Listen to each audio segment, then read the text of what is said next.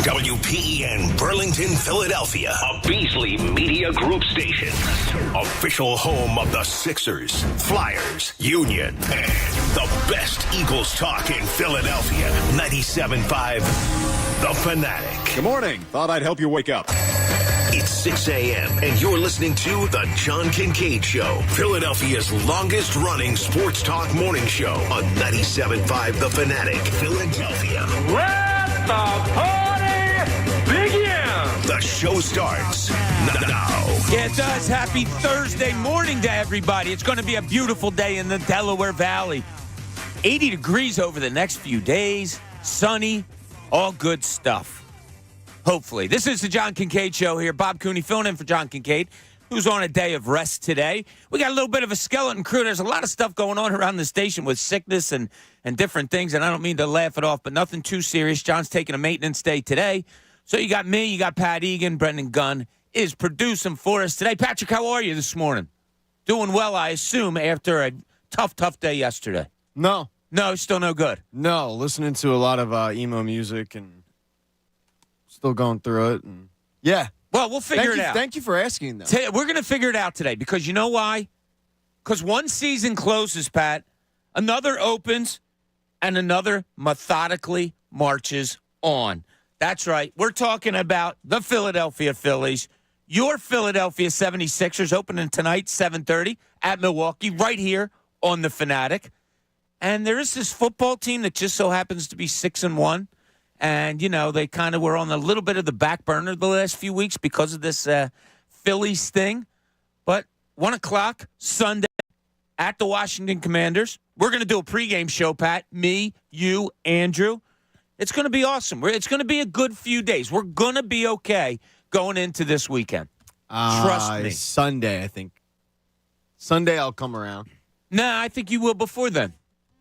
I don't. I feel it. I've known myself now for a few years. I know how to respond to these things. It's not well.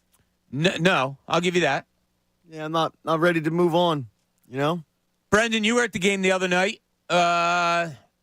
How's your feelings now that we're like 31 hours or something removed from that Phillies loss? Yeah, I think last night the sadness started kicking in for me. Instead of being just angry at the game, it's like, all right, I don't have playoff baseball to watch anymore. There's nothing to watch on a Monday, Tuesday, Wednesday night. Everything's Sunday now, besides the Sixers tonight. But we're a long way from them meaning anything at this point. We'll see. I think it's interesting to watch Sixers tonight to see what they're going to do. James Harden left back in Camden. That was kind of a weird thing yesterday. Yeah. You get reports that he's going to stay in Camden and to ramp it up and get himself ready for the season. And then he shows up at the airport, some reports said, to get on the plane. And then there's more discussions there. And then he drives away. I don't know what's going on there. It's a never-ending saga. You'd rather the saga be on the court? Well, that starts tonight at 7:30, and we'll see how they match up. Yeah, it was weird. That whole scenario coming out, and like he wants to play, and the team's like, no, you're not ready. I just feel like we're cutting off our nose at this point despite our face. It's strange, isn't it? Like, I think in the long run, when the season ends, we're all probably going to be like, yeah, you know, probably just should have let him play in Milwaukee. Like, what does it matter? Let him play. Yeah, that was head-scratching to me, and, the state of Philly sports kind of all relies on the Eagles right now. Yeah, it's all over the place, and we're going to hit it all. Pat talked about how he's not really over the Phillies yet. Well, we'll get into it. Not so much the badness of it, but we have to move forward. And you guys know that I turn the pages a little quicker than you guys. I kind of, look to, all right, what's going to happen? What was it exactly? And that's the first thing I want to talk about. And we ask you want to join us today, you're more than welcome, 610-632-0975. I'm going to have a plethora of questions out there today. Ooh, plethora, Pat. Big word. Plethora. I know you learned that at Newman and during your early years. I learned that at It means a Doherty. bunch. Yeah, I'm aware of what it means. Thank you. Yeah, you're welcome. And the first one I want to throw out there to you, and I want you guys to think of it, and Brendan, you let me know what comes across your mind on this, because I have my definitive answer. What was your turning point when it came to the Phillies-Arizona Diamondbacks series? Now, mine is weird. It honestly happened. It was way too early, and it was done out of almost fear. But I turned to my wife when it happened, and I said, if they lose this game, this could be a series turner. I would go with the Alec Thomas home run. That was yours? No. Or are you trying to guess mine? No, I'm guessing yours. Okay. We're sitting there. Game's tied 1-1, and he goes to Kimbrel in the ninth inning of a tie game. And I had just written down a couple of days earlier because we were having talks on this airways about Kimbrel and when to use him and when not to use him. And John arguing, he's a Hall of Famer and they're not using him in the right spot. He's right. He was right. They weren't using him in the right spot. If they brought him in with more than a 1-run lead, I was okay with Kimbrel. But they call him in from the bullpen, 1-1 game in game 3. And I turned to my wife and I said, if he blows this could be a series changer. Can't say I was really, Nostradamus there. I was kind of just, like I said, maybe a scared point that I was making. But sure enough, he comes in and boom, couple batters later, game over. Now, there was plenty of intel for Rob Thompson not to use him in a situation that wasn't a save. Since I wrote these numbers again, in September, regular season, 5 times Rob Thompson used him not in the ninth inning. 5 hits, 5 walks, 2 home runs, 3 earned runs.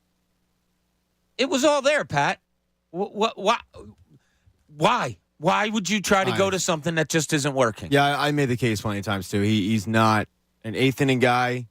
He's not a 9th inning tie game guy. I feel like closers a lot of times struggle in that spot coming into a tie game. They're used to ramping up to finish it, not to prolong it. He was never that guy. His ERA in October for his career is approaching 5. Anybody who watched the team could tell you that he was running out of gas in September. Did not look the same pitcher that he was in May and June and April. And, the guy who ended up going to an all-star game, you forget, didn't look remotely similar to that guy. I mean, that guy was ERA around 2. And then the second half guy gets your ERA around 3.6. Yeah. So you throw him in there. Yeah, it was, and I said the same thing, like, please, God, no. Did the same thing the next night when he threw him in there. That was egregious, throwing him in there the next night. After not only did you have all of the evidence that I just pointed out from the regular season, you had the evidence from 24 hours earlier. Yeah.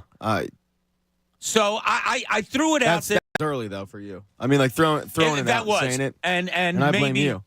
You can blame me. That's okay. But what's yours, Pat? What is your series-turning moment to you that it had? Now, it could have been anything. It could be as innocuous as, when I saw him make a defensive change, or I saw Arizona do this, or whatever, or a comment here. Whatever it might be. Let us know what yours is. Pat, what's yours? Turning point of the series against the Diamondbacks. Yeah, they had just taken the lead. Ranger Suarez comes in. He has a very, very long at-bat against Corbin Carroll. And Corbin Carroll manages to tie the game after a 3-2 count, I think. And he probably had a 7-pitch at bat, which seemed to be the whole game for Ranger Suarez was long counts, 7, 6, 7, 8. Their approach is great. But Corbin Carroll ties the game after the Phillies just took the lead. And Jeff Hoffman comes in. He doesn't look off Corbin Carroll at all. Corbin Carroll steals second. Now, in the moment, I go 2 outs, whatever, you'll get out of it. He doesn't get out of it. No. He gives up a base hit. Corbin Carroll comes around and scores. Diamondbacks retake the lead. And I went, they're screwed. So your turning point for the whole series didn't come till Game 7. Yeah. Yeah. How about and that? then I had hope. My last glimmer of hope was Harper coming up with men on. I forget how many. It was either 1 or 2. And he hit, that ball to the warning track. And Jason Stark had the stat yesterday, which made it even more painful. When Bryce Harper hit a ball that hard, he was hitting 785 or something off of it with 18 home runs. Like, he really should have hammered that. And that was the last hope, though, because that's the guy you want up. That's the clutch player who lives for that type of moment. And he almost got it again. But I'm sitting in the stadium, being Debbie Downer, just going like, there's a limit to how much magic this guy can perform. And he's done it time and time again. Can he possibly do it again? It's baseball. It's a sport of failure. I think not. He hits the ball. I'm like, oh, my God, I can't believe it. He might have already done it. But the whole time, from my vantage point, I'm looking at the outfielder. Yeah. And the outfielder's slowly backing up. And I'm like, I said words I can't say on air because we get fined. But that was the death nail for me. All I wanted was for him to turn his back. All I wanted to see was the back of the uniform of the outfielders. Yep. and it didn't happen. Harper kind of posed for a little bit. He had that isn't it kind of look about him standing. Thank God it didn't hit off the wall because he might have been stuck at first because he stood and watched for so long. But he knew. Brendan, when you come to a turning point in this series, and you were at a couple of the games or just I one? went to game 1 and game 7. Okay. So started high, ended very low. Yeah. So was there a part in the series at some point, whether you're watching at home, at the game, whatever it may be, that you said, uh-oh, this might not turn out the way you thought? Yeah, when Aaron Nola trotted out for that second inning and let up 3 runs. To me, at that point, he was shut down in the playoffs, and he went out there and he kind of crapped the bed a little bit, and then the bats never came alive. The crowd never got into it that night. Rob Thompson kind of punted on it with his bullpen rotation after that. And then game 7, it was kind of the same thing. You can't come home, lose 2 games on your own field, hit 1 home run, the thing that was keeping you alive the whole playoff run. What? You scored 39 runs in the first 6 games at home where you went 6-0. Yeah. You didn't even get that combined in the last game. So coming home on that plane, Aaron Nola setting the tone with that 3-run second inning in game 6. That was it for me. I thought one of you guys, and both of you did it. You went to games. Well, you weren't at game 6, but you also play off of the feeling of the crowd. Like, when Nola gave up those 3 runs, it was, oh, man, here we go again. Home run. It's the old Aaron Nola. I think that's when a lot of people probably started squirming a little bit, even knowing you had a 7th game. No one got into it after that. Absolutely nobody. We talked about it the next day, how everyone was leaving early. And I can't blame the fans, right? Like, that's not fair. Ultimately, it's on the players on the field. But they feed off that so much. And maybe that's a little bit to do with them performing so pathetic in the last 2 games at home. I mean, Trey Turner 0 for 12. Nick Castellanos didn't get a hit since game 1. Like, come on now. I love the way Turner handled him, Castellanos handled himself after the last game, said how much it sucked and was right there standing on it, as was Turner. Bryce Harper saying he's sorry he disappointed the fans, disappointed his team, he's disappointed in himself. Little solace after being so heartbroken, but at least it looks like they're standing up to what went down, Pat. I don't care. I know Stand you up to it, don't. They're not playing. It doesn't matter. Jen on the cell wants to talk about the Phillies turning point. Jen, you're on 97.5 The Fanatic. Hi, good morning. Yeah, I agree with the last caller. Like, that turning point for me was when Aaron Nola let up those 2 home runs. And I basically knew it was over then. Like, I couldn't even finich watching the game. So you still had a game 7 in hand, but you knew it was over after Nola gave up a couple home runs in the 2nd inning. And then when they lost that game, I thought, no way, they're not going to come back because of what Rob Thompson has done with the lineup and the bullpen. I just felt like he wasn't making any changes. And was he going to go in and put Ranger in there and then pull him again when he was playing a great game? Like, I just felt like Rob Thompson made a lot of mistakes, too, with the bullpen and the way he made the lineup. Are you getting over it, Jen? Are you close to getting over it? I'm a little better today. I can actually listen to the sports today. Yesterday, I couldn't have any sports. Okay, well, we're glad you're listening, and we appreciate you calling. Neither could I, Jen. Neither could I. That's the way some people are. They just don't want to talk about it. I'm looking at the 7 stages of grief right now to figure out where I am. Do you know the 7 stages of grief? I don't, because I'm not a good griever. Yeah, you're not. So it's shock and denial, pain and guilt.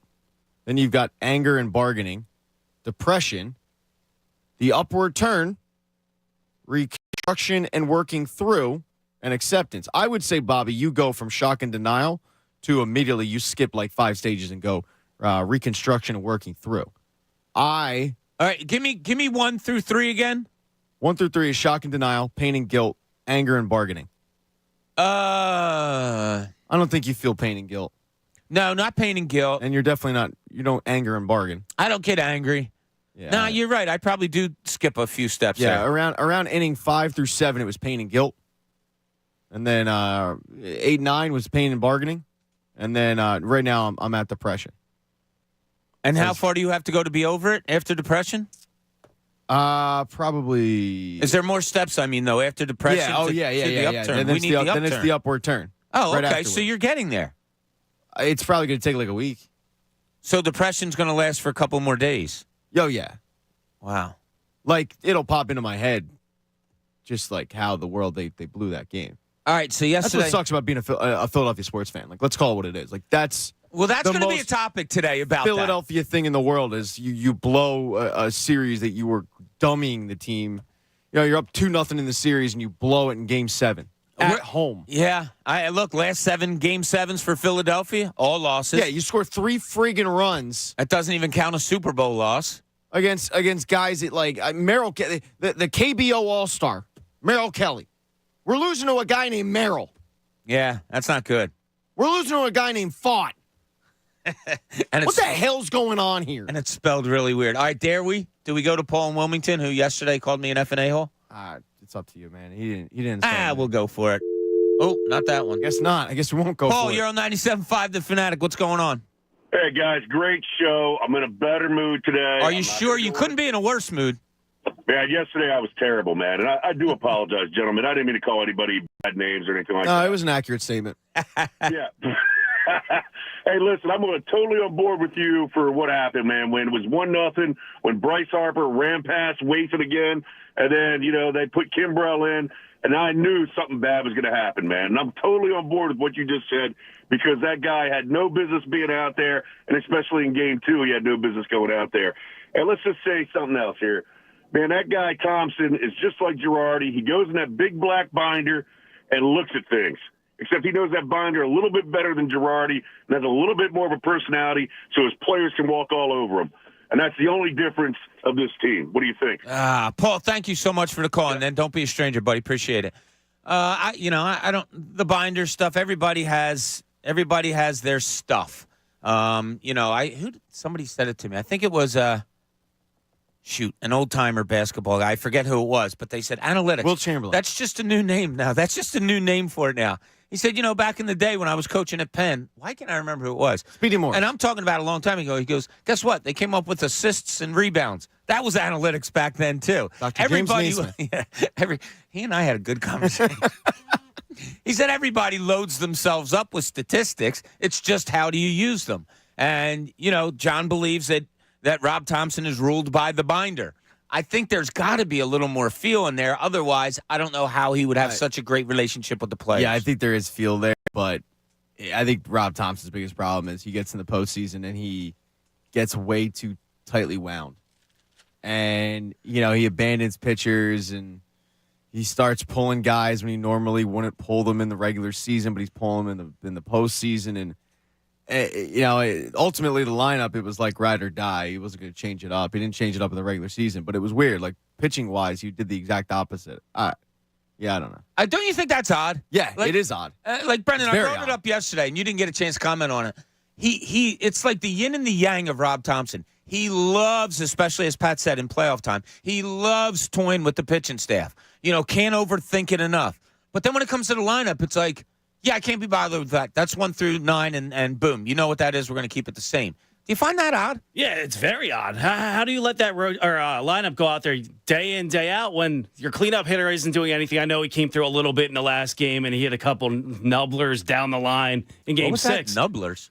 Nibblers, nubblers. I let him go. Hands on a roll. I'm doing my own thing back here, but off the end of the bat, not really anything like hit hard or anything like that. But he's going out there letting that lineup just kind of do nothing the last 2 games. And what does Arizona do? They go out there and switch their lineup Game 7, and it brings Corbin Carroll to life. And then he goes out there and overmanages the bullpen day in, day out. It didn't make any sense to me. I didn't necessarily have a problem with him not switching up the lineup. I got to be honest, I didn't either. The way that he handled the pitching rotation, it bothered me last year. It bothered me this year. It's just too much. Yeah, I mean, you pitched some of these bullpen arms into the ground, I felt like, and then you were having to rely on them. You trade for Michael Lorenzen with the idea of he can start down the stretch to get us into the postseason, then he can be a bullpen arm in the postseason, and he pitched once. Yep. Maybe never twice. really used them, and it wasn't a situation of you didn't need to use them. You had plenty of games where you were going bullpen games, basically.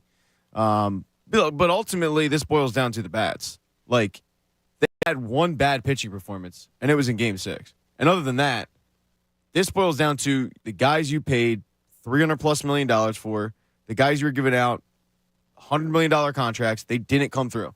They just didn't. And that's what it boils down to. When we look back at this series, we can point to Rob Thompson's decision to do this and that, but at the end of the day, Bryce Harper didn't come up clutch. Nick Castellanos didn't come up clutch. Trey Turner didn't come up. They all know it, but it doesn't matter. Like, great, you crapped the bed and you apologized. I'd rather have you not crap the bed. And not talk to me. And just leave me alone like another one of your lost women or something, right, Pat? What? Something like that. What? I don't know. We're Just getting a little throw off it to break here. after that, dude. Okay, might as That's well. embarrassing. All right, 610-632-0975. Want to hear loose from you. women. Let me know, what was your turning point of the series for you? Was that line you just said? I had someone tell me yesterday the turning point was they spilled something on their favorite Phillies shirt and had to take it off and wash it, and then things went Come downhill on. after that. Like, was that your turning point? I don't know. What'd For they some spill? people, mustard. Oh, that's a bad stain. That's a bad one. Like, That's a that's bad probably stain. a couple days of washing Yeah. and trying to put that stuff on it. Some Shout, some Tide, Yeah. OxyClean. Maybe Tough that's your on turning grease. point. But let us know, 610-632-0975. We got a busy day today. We have game time at 8:30 with a bunch of great prizes. We got some trivia questions on the line about championship games, Pat. How do you like that? So we'll give that to you at 8:30. Ricky Bowe is going to come in and join us probably around the 8 o'clock hour today because we're a little skeleton here with so many people battling stuff. So we got that going on. A lot more Phillies talk. Let us know your turning point of the series. This is the John Kincade Show here at 97.5, The Fanatic. Fanatic Sports Update. Game 1 on Pat Egan. The Sports Update is brought to you by Lowe's. Shop Black Friday every day and get the best new deals all month long only at Lowe's because Lowe's knows deals. Sixers will get their first look at the Dame Lillard-Giannis combo tonight as the team is in Milwaukee to take on the Bucks. It's the Sixers season opener with tip-off set for 7:30. All season long, you can hear the Sixers right here on The Fanatic. But one player you won't see or hear from tonight is James Harden. Reports state that Harden showed up in Philly with plans on heading with the team to Milwaukee to play tonight, but the Sixers had him stay back. Plan is to have Harden continue to work in Camden with plans on ramping up to make his season debut when the team deems the time is right. The Flyers are also in action tonight. They take on the Wild. Puck drop set for 7:30. You can hear the game on WMMR. Coming up, former Phillies pitcher Ricky Bottalico will join us at 9 a.m. to break down the Phillies collapse, so keep it locked here. I'm Pat Egan on the home of the Sixers, Flyers, and Union, 97.5 The Fanatic.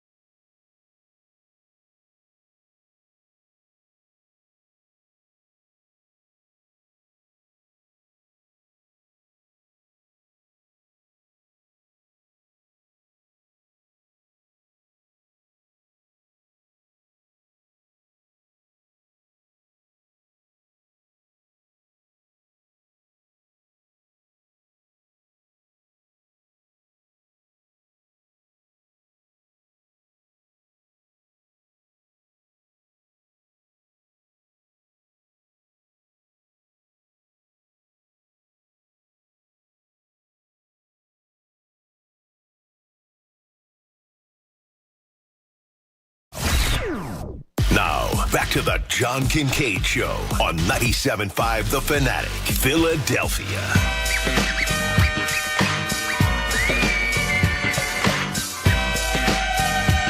John Kincade Show here at 97.5 The Fanatic. We thank you for jumping in with us. Hopefully you're feeling a little bit better today. About 37 hours after the devastating Phillies loss. A lot to look forward to, as we talked about earlier. You do have the season opener tonight of your Philadelphia 76ers at the Milwaukee Bucks, 7:30, right here on The Fanatic. Eagles, 6-1, methodically going through their schedule like they are, with a game this weekend against the Washington Commanders at 1 o'clock. Pat, 9 a.m. on Sunday. 9 a.m. We're going to be at Maggie's Waterfront Cafe down on Delaware Avenue. Or I should say up on Delaware Avenue because it's in the Northeast. Does that work for you? Yes. I mean, Yeah. I didn't think of it like that. Yeah, because if I think down Delaware, I think South Philly. Yeah, but yeah, we're you're going to right, be in the you're right. Northeast, so I kind of want to say up Delaware Avenue. But it's a Yeah, really that's, cool place. Have you been there? Yeah, that's close to where I grew up. Oh, okay. On Yeah, the water. but the last time I was there was with Dutch, Darren Dalton. Oh, really? Yeah, we were doing a Yingling event. So it's been a while, but yeah, really nice spot. It is a cool place. I Last watched time. Zach Ertz get drafted there. Oh, did you really? Yeah, wow, that was a while ago. Yeah, we had Where were you, 10? had like a draft. Yeah, right. We had a draft watch party there, and remember the Eagles taking Zach Ertz and Benny Logan. Benny Logan, safety? Benny Logan? No, offensive line. No, you don't know football. I don't. I forget This Benny is Logan. embarrassing. Defensive tackle, LSU. Oh, yeah, And I you're wanted right. them to take another LSU player that year, nicknamed the Honey Badger, Oh, you did.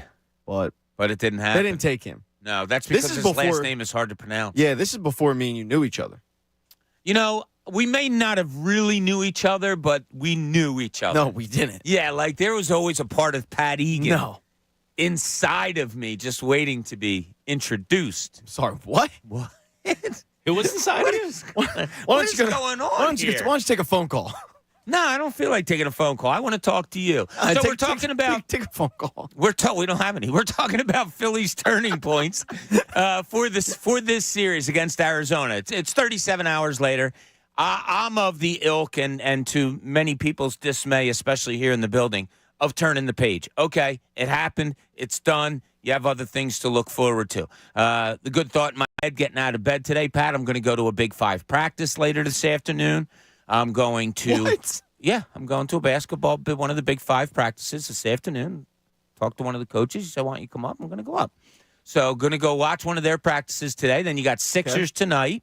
You got Flyers tonight. Okay. It's a good sports night. It's Thursday. There's Thursday night football. So, like, you kind of have to look to turn the Yeah, page. what's the game tonight? But I read it before. Wait. Wow, you really aren't a football guy. No. Is that the one they play on the field? Yeah, The Buccaneers are playing and somebody. Bills. Yeah. Buccaneers and Bills. It's the Buccaneers and the Bills. A team from Tampa and that team from Buffalo. yeah, you nailed it. I did. But last night was the first one. I tell you guys about my phone calls all the time because this is how my life goes. So one of the guys that you know calls me yesterday afternoon. I pick up the phone. I don't get a hello. I don't get anything like that. These are the words that the person said on the other end and said them rather loudly. What do I do now? That's what they said. And I knew exactly what he meant. Like, yeah, okay, what do you do now? You don't have the Phillies to look forward to on a daily basis.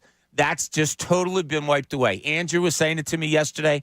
He's like, everything I had to look forward to for the next week, 10 days, has just been wiped out. Yeah. And I understand it. I feel it. So I kind of kidded around with him or whatever. Gets to be last night. I make dinner. Family eats and stuff like that. We ate late. They kind of disperse. They all go to their rooms. I'm sitting there alone at like 8 o'clock, and that phone call rang in my head. What do I do now? Because last night wasn't a great sports night, especially for Philadelphia. You had no hockey. You had no baseball, obviously, no basketball. So I'll ask you guys what you did, and then I'll tell you what I did. At 8 o'clock, luckily I found this, even though I had it anyway, but this is what I did. What did you do last night sports-wise? Anything? I had the same, like, oh, crap. I got nothing. Like, I probably hit 6. I took Jack to karate, and we got back, and I'm like, I don't know what I'm going to do with my night. Not a 10:40 hockey game, but decided to skip that. Just wasn't in the mood. No? So I So wait, why weren't you in the mood? You weren't in the mood because of the Phillies, or your Yeah. body didn't feel like playing? Both. Your body didn't feel like playing. I didn't feel like the juice to me wasn't worth the squeeze. Like heading out there, driving, playing, and then being cooked for today because it's 10:40 game. Oh yeah. I'm not getting home till 1:30. So then you would have Probably been not mentally getting into and bed physically till 2. And now I'm coming in, and having to talk about the Phillies again, which is mentally exhausting. So, yeah, I just wasn't in the mood to play stick and puck, so I stayed home. And peruse Netflix as one is known to do. Okay. And I watched the Jennifer Lawrence movie, No Hard Feelings. I want to see that. It was a but I nice don't- distraction. Do I want to see it with my wife? Yeah. Oh, okay. It's goofy funny, right? It's not like you're not going to be throwing me to a movie like you've done before with my daughter where, guys are whipping it out and stuff. I mean, I think the Walk Hard, The Legend of Dewey Cox is a cautionary tale that I think every young person should see. It's a cautionary tale about how success can kind of ruin someone. You couldn't have been more wrong on that one. I still think I'm right. 7 minutes in. Brendan, was do you not know this 7 story? minutes in. I don't think I'm you know this excited to story. hear it. All right, so I'm excited to hear it was probably a couple years ago, right, Pat? It was like 2 years ago. So it's like a Saturday night. So I send Pat a text, and I'm like, hey, Jenna, my daughter, is home with her boyfriend. We're all going to hang out. Give me a movie that we can watch. Jenna's His boyfriend was there too. Yeah. Oh. Her boyfriend was there. Jenna's like So- 17 years old. Now, did you do this on purpose to bust my stones? I did not. But I send you a list of movies, and we kind of went back and forth. And by the time that I landed on Dewey Cox, I had forgotten that Jenna was even in the conversation. So I'm Okay. like, yo, Dewey Cox. Have you ever seen Dewey Cox? With John C. Reilly Yeah. in it? Yeah. Yeah, Okay. Dewey Cox is one of the premier comedies of like the 2000s, 2010s or whatever. It is hysterical. And Jamie will back me up on that. And I texted, I was like, dude, yeah, you got to watch this movie. You'll laugh your ass off. It's hilarious. And then I get a text like 30 minutes later. It's like, yo, dude. Yeah, so, there's guys naked, and I'm watching it with my daughter. Yeah, you got and a her little full boyfriend, frontal, and, whatever. Boyfriend. Yeah. So anyway, do not the boyfriend was weirded out, of course. Back to the point, do not take advice from Pat on what to watch, if you're having a family night. But so last night, Brendan, what do? You got no Phillies, you got no Sixers, you got nothing. Yeah. What do you do sports-wise last night? After I left here, I'll tell you what, I pretended sports didn't exist. I thought I was paying $250 to go to that Game 7 and contribute to that 4 hours of hell. That 4 hours was of 4 hell hours of was hell. yesterday, coming in here talking about sports for 4 hours. That was my 4 hours of hell. So I went home, I pretended sports didn't exist, threw on the Food Network, some diners, dive-ins, and drives, Ooh, went to great. Flavortown, Yes. Guy Fieri. Yes. Got some Chick-fil-A because I wasn't even in the mood to cook. I was so depressed yesterday. So I just pretended sports didn't exist. I turned the page for a day, and then now I'm here back to sports. I'll watch the Sixers tonight and then still be sad, but I can watch sports. I got All right. Chick-fil-A too, by the way. Tommy got Chick-fil-A. Free I took Chick-fil-A? him for Chick-fil-A after horseback riding yesterday. We're all basically the same person. Yeah. So yesterday, it's around 7 o'clock.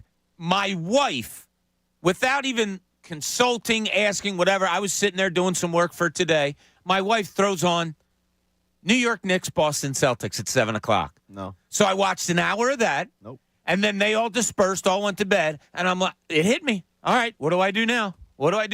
And I look, and there's the Philadelphia Eagles versus the Miami Dolphins on NFL Network. Nope. Just started.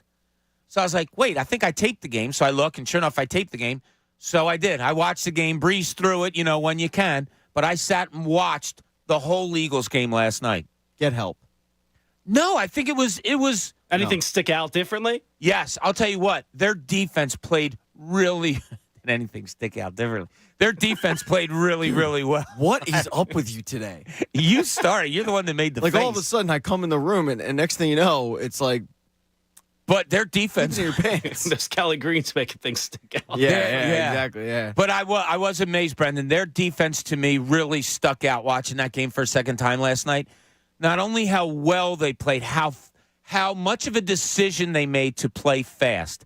And what I mean by that is when they got Tyreek Hill kind of in a box, they were very cognizant of his quickness, his speed. The guy is phenomenal. Tyreek Hill is terrific. He only averaged 8 yards a carry or a catch on Sunday. The Eagles really did a great job of bottling them up. So that was the first thing that stuck out to me, how well. And I was watching different things. Nakobe Dean was kind of all over the field in a lot of spots, which was good to see. He's really fast. He pursues really well. Jalen Carter and Jordan Davis are monsters. I mean, monsters. To the point of I was going back watching plays that they were just in saying, oh, my God, they're bull rushing these guys like they're nobody. So it put me in a good mood, Pat. I knew what the outcome was. I knew it wasn't a blowout like some people were kind of describing because it was a 7-point game and Miami was about to score with 11 minutes to go when Darius Slay came up with that interception. But, yeah, that was my solace yesterday. That's what got me more over the hump was watching something good sports-wise yesterday. Do you ever take a break? That is a break. You're just sitting there. No. And I'm not saying it like confident. Like I'm honestly curious. Is there ever a time where you go, I need a break from sports? And I'm not talking like a couple hours. I'm talking like I need a day or two where I do not watch sports. Like I'm mentally worn out. I can't do it. Yeah, it's weird. It's not. You know why not? No. And you know why not? Because you and I are invested differently. Like, I really, and I'm not, this isn't praising me or putting me down or vice versa to you. He's putting me down right now. What? I tried to disguise it as much as I could. Turn your radio up. He's about to put me down. So here we are 2 days, 37 hours after the Phillies, and understandably, you're like the masses. You are still crushed by that loss. So that lends you to be like, I'm done with sports for a couple days. I don't. Like, I do move past it quicker. So now I looked for like I do every day, getting up and looking for something good to get out of bed for. I do. I look for the next kind of fun competition. I found it last night. I liked watching Boston and the Knicks. But then when I found the Eagles game, yeah, I was like, this is cool. I forgot. Watching Boston and the Knicks would be my hell. Really? Like, I'm watching two teams that I loathe. You don't watch There's no Nova good guys on the Knicks? No, there's no good outcome there. Like, if I'm a Sixers fan, which I am, there's no outcome that's going to bring me joy to watch, Jason Tatum and his stupid hair dominating against all the damn people from Nova on the Knicks. Wait, Jason Tatum has stupid hair? His hairline is like damn near perfect. Oh, It's shaped up. I don't like it. I'd probably like it if he was on the Sixers. I don't like it because he's on the Celtics. That would bring me. That's a Sophie's choice of suck. Absolute suck. Yeah, I don't know. I don't know why. I don't know why. Yeah, you're right. And I guess it's because I'm not as invested as maybe others. It's just. Yeah, probably. I mean, after every season, I'm like, I need like a couple days break, no sports, and then once or twice in the baseball season, even if the team's good, I'm like, yeah, I kind of need like a night off. Yeah, I don't. And you're like, I'll watch Quidditch. No, there was a great competition between University of Kentucky and Westchester last night on ESPN 9. Quidditch. You should have seen it, Pat. They caught the golden snitch. Well, I got to say. That's funny. He has no idea what I'm talking about. No, that's not changing the subject. What is it, Harry Potter? I don't know. Look at you. I never saw. Who was I talking to about that the other day? Get you a man who They can don't do pull both. their pants down in that movie. So. Oh, one of my friends from one of my friends from high school. That's Harry Peter in the Chamber sequence. That's a different movie. That's in Pat's secret stash. That the other day we went out to lunch. Guys from high school and one of our friends who's a girl came and she had a tattoo that we hadn't seen before, and it's a Harry Potter one. She's like, "Oh, I've seen all of them, Deathly all Hallows. the movies 2 or 3 times. I've read all the books." Now my son Bobby, it was funny when he was growing up. The books would come out at like midnight on a Friday. Oh yeah. And we would go to the pool on a Saturday, which would open at noon. And he would have stayed up all night and read the book, and all the kids would be waiting for him to come. That's cool. To say, like, all right, what was it? How was it? Was it good? And he'd sit there and tell everybody all about it and stuff like that. That's how he got through things. I get through a Phillies loss by watching more sports. You got to get away. Brendan, what do you do? Yeah, I get away as well. Like, I can't all do the it. time, not just this time. Like, that's what you'll do, a bad loss? After any tough loss. I mean, if the Eagles lose a game in the regular season, I might take a half a day off. Like, and if we lose the Super Bowl, that's a week for me. The Phillies the other day, that's also going to take a couple days. If the Sixers weren't tipping their season off, it'd probably be more than that day and a half. But I have to tune into that. So part of it too is the job. Like, for most people, see, you've been in it longer than I have too. Yeah, for most people, sports is the escape from the job. Sometimes you need an escape from sports, and that is your job that you might not like, but it's still an escape. Yeah. For us, and I was talking to my buddy that I went to the game with walking out of the stadium, like, I gotta do the autopsy in like 6 hours. Like I don't have the chance to decompress and forget. Like luckily for me, I get to talk about it for 4 hours. Oh man, that sucked. Let's break it down. 610. I think that's part of my like needing a breaks at times is I don't work in an office. I'm lucky enough to work here. Yeah. And 360 days of the year, it's amazing. I love this job. But then those 5 days, I'm like, man, I wish I worked at Target. I find it therapeutic a little bit. Like by Hopefully 8 o'clock yesterday, you had that line to me. I said, God, I hate coming in on days like this because you hate it because not that you hate the work. You hate that because your feelings are what they are, and now they have to come out in the open even more. Yeah, the work's easy. Like talking about it's easy. But hopefully the bosses didn't hear that Target line because I can hear Joe Bell now saying, Nobody's listening. we can make that happen. John's off. Nobody's listening. It's not the end of October yet. Yeah, right? Good point. All right, so we'll put that out there to you. We have a lot of questions we're going to throw out to you today. 610-632-0975. How'd you get over it last night? What did you do? You find yourself with no local sports really going on. What did you do? The three of us all took it a different way. Pat and Brendan kind of the same, me differently. What did you have to do? This is the John Kincade Show here at 97.5 The Fanatic, and you know what you need to do? You need to jump into NBA action with FanDuel, America's #1 sports book. Because right now, new customers can bet just $5 and get $200 in bonus bets. Guaranteed. Plus, all customers get 3 months of NBA League Pass courtesy of FanDuel when they place a $5 bet on the NBA.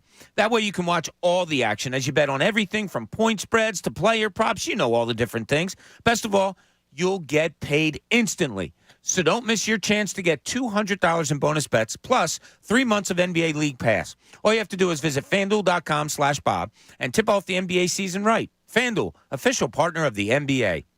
Must be present in Pennsylvania. New customer offer. First online real money wager only. Refund issued as non-withdrawable bonus bets that expire in 7 days. All customer offer. $5 NBA wager required. Limit 1 pass per customer across both offers. Restrictions apply. Void where prohibited. See full terms for both offers at FanDuel.com/sportsbook. Gambling problem? Call 1-800-GAMBLER. NBA League Pass. Local blackout restrictions apply. Fanatic Sports Update. Harden stays home. I'm Pat Egan. This sports update is brought to you by Corona. Join Corona, Andrew Selchunas, Bob Cooney, and myself for the Fanatic pregame show this Sunday, October 29th, 10 a.m. to 1 p.m. at Maggie's Waterfront Cafe, sponsored by Corona. Visit 975thefanatic.com for details. Sixers will get their first look at the Dame Lillard-Giannis combo tonight as the team is in Milwaukee to take on the Bucks. It's the team's home opener, and it will tip off at 7:30. All season long, you can hear the Sixers right here on the Fanatic. But one player you won't see or hear from tonight is James Harden. Reports state that Harden showed up in Philly with plans on heading with the team to Milwaukee to play tonight, but the Sixers had him stay back. The plan is to have Harden continue to work in Camden on ramping up and then to make his season debut when the team deems the time is right. Flyers are also back in action tonight. They take on the Wild. Puck drop is set for 7:30. You can hear the game on 93.3 WMMR. Coming up, former Phillies pitcher Ricky Bottalico will join us at 8 a.m. to break down the Phillies collapse, so keep it locked to the Fanatic. I'm Pat Egan on the home of the Sixers, Flyers, and Union, 97.5 The Fanatic. Phillies Sports Tonight. Discussion on the big stories we've been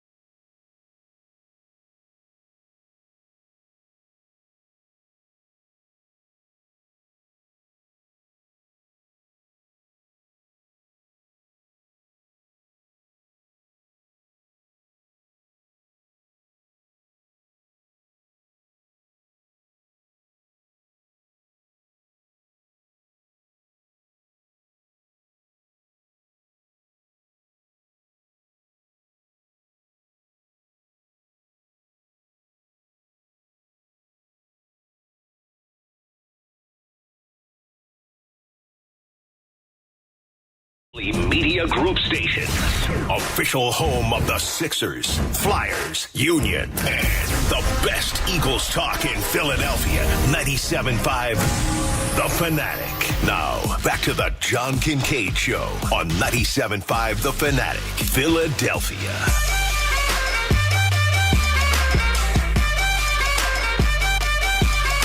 John Kincade Show here at 97.5 The Fanatic. Bob Cooney, Pat Egan, Brendan Gunn.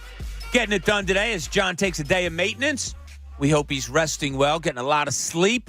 He said that's the one thing that's been getting him is he's been awfully tired lately. So good that he can get a day off, get some sleep, get rejuvenated. Hopefully back here tomorrow. A lot of stuff going on today. Ricky Bo's going to join us at 8 o'clock. I got a really interesting topic for him at 8 o'clock about these Phillies and some other things. We have game time at 8:30 today. A lot of great prizes again today, Pat, if I'm not mistaken. Always. Always great prizes? Yeah. All right, cool. Yeah, got good stuff. Kind of a trivia day today, so we're going to put our listeners on the timer, Pat, as opposed to us being on the clock. So you don't want to get embarrassed. That was one of the things. That's why I said, here, let me take care of game time because, let's take the onus off of me. And I don't want to give trivia questions to people that can look it up on their phone. So that's why they will be on the clock. Bobby was sick of getting embarrassed. I don't like it. It's sad. It is. Yeah, it should be fun. Should be fun. 8:30. Sixers opener tonight, 7:30, right here on 97.5 The Fanatic. They are at Milwaukee. We got the Flyers going tonight at home against Minnesota Wild. Minnesota Wild, Pat. That will be at our sister station, WMMR. Yeah, they get Kaprizov and Zuccarello and I can't get enough of Zook. Marco Rossi. Yeah. Rossi's coming into his own. You have no idea what I'm talking about, do you? Yeah, they're players for the I could make up Minnesota Wild, who used to be the Minnesota North Stars, who when the Flyers had a 35-game unbeaten streak, that was the team that beat them. If I'm not mistaken, it was a blowout, like 7-2. Pete Peters, I believe, was in goal for the Flyers. So don't question my Flyers knowledge, man. I'm not questioning your Flyers knowledge. I think I could just say you can question my Minnesota Wild knowledge as long as they need to stop tonight. They need to stop Kuklukanen. No, it's not a name. That's. Dan, I went too far. You did. I was Icarus. I flew too close to the sun. I wanted to catch him. Bobby's too quick. You couldn't do better than Klukanen? All right, let's not act like in hockey there's not a Kukluklerin, all right? Is there? There's probably. There's probably. There's probably. Yeah, I don't know. I do enjoy. I have watched. I dabbled in some of the Flyers. The other night they were on at 11. After the Phillies, I did watch the whole first period. After the Phillies game. No, I mean, I was the same as you guys. No. I was the same as you guys. You guys were in your car, however, or Pat was. You didn't. You went 6, not 7, right, Brendan? No, I went 7. I was 7, but I was on the subway. That's right. So you guys are like traveling back. Yeah. I'm sitting there. You can't go to bed right afterwards, right after a disheartening loss like that. Even if I'm not traveling back, even if I'm where you're at, I'm not watching the Flyers at that point. I don't want to watch Philly sports. So you couldn't have sleep. Yeah. You would have just turned the TV off and sat there. No, I would have watched. There's a thing called Netflix. No, I sat there looking at the ceiling. I sat there thinking about the game, but just looking at the ceiling. Yeah, you said you were at your friend's house. You crashed on the couch, and you just sat there and looked at the ceiling for a while. Yeah, and then I got a text from John, and it's like, all right, time to work. That's pretty much how it was. Yeah, I watched the Flyers because I told you guys, I have to go to bed when I'm tired, and it pisses my wife off. Like last night, she's doing something. She's on the computer. I go to bed, and I'm asleep in 30 seconds. Every time I go to bed, I'm asleep in 30 seconds. And she gets so ticked off because she has trouble falling asleep. Yeah, that's annoying. Well, maybe you should try living like I live, Pat. If you're not realizing, like, Brendan, because you haven't worked with him too long, like, he's the most frustrating human being I've ever He can just fall asleep on the snap of a finger. He watches every single competition known to man, and then he falls asleep like that. And I wake up before the alarm goes off. I am an annoying person. Yeah, you're the worst, Bob. I am. And he cost the Phillies the series. I did? Yeah. How did I do it? We started off the show with it. When they brought in Craig Kimbrell, you turned to Donna and said, this could be a series-turning event. If you don't say that, it doesn't turn the series. It could be my friend Mary Jane spilling the mustard on her jersey. It's not Mary Jane. It's you. Take some responsibility. It could be you. It's not me. You didn't wear the same stuff when they won. I did. Oh, damn. Got him. It's Brendan's fault. Got his ass. 7 o'clock hour. It's brought to you by the all-new Bet Parks app. Sportsbook and casino in one sleek, easy-to-use app. in Pennsylvania, in New Jersey. It's all over the place. Check it on out. Okay. Our attention now has to get refocused, right? Now that the Phillies are out. Because how much of our attention was on the Phillies? It was probably like 80%, right? I go 90. Is that right? Yeah, I mean, Eagles games were sneaking up on me. We'd show up for Eagles pregame, and I'm like having to get my mind into Eagles mode because I just wasn't there for Monday through Saturday. Yeah, I remember we went to pregame the other day, and you were like, "I'm not feeling it yet." Yeah, I wasn't. No. Yeah, like, and then you're honest. That's what I love appetizer. about you. I love your honesty. Like you'll come on, and I'll be like, Pat, we gotta, Philly State sucks, but we got to go, and you'll be like, "No, I don't want to." Yeah, I'm not doing it.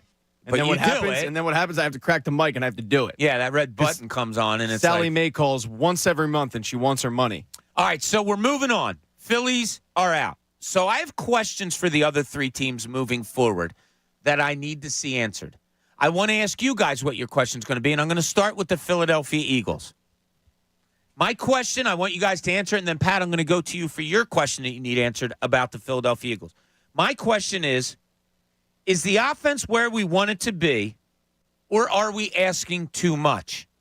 The reason I ask this, as I told you, I nerdily watched the Eagles-Miami game again last night. One of the quick graphs that they put on at the beginning of the game, the Eagles are better at this point this year than they were all of last year in points per game and yards per game. And yet, I don't think I'm going out on a limb here saying I don't think any of us is really satisfied with the offense. Are they where we want it to be, or are we asking too much?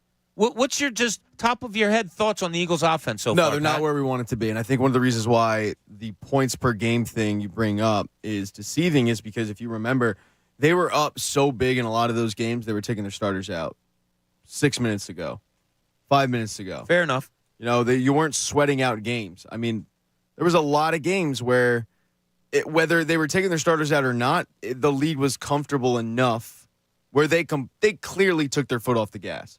I remember losing quite a parlay where, it's like they have 24 points at the half and they scored 6 more points in the game. And it was just like, yeah, they tried to get out of there without getting injured, and they realized they could do that, and they did, and, they got the W. So this year's different, though. They're sweating out games more than they did last year.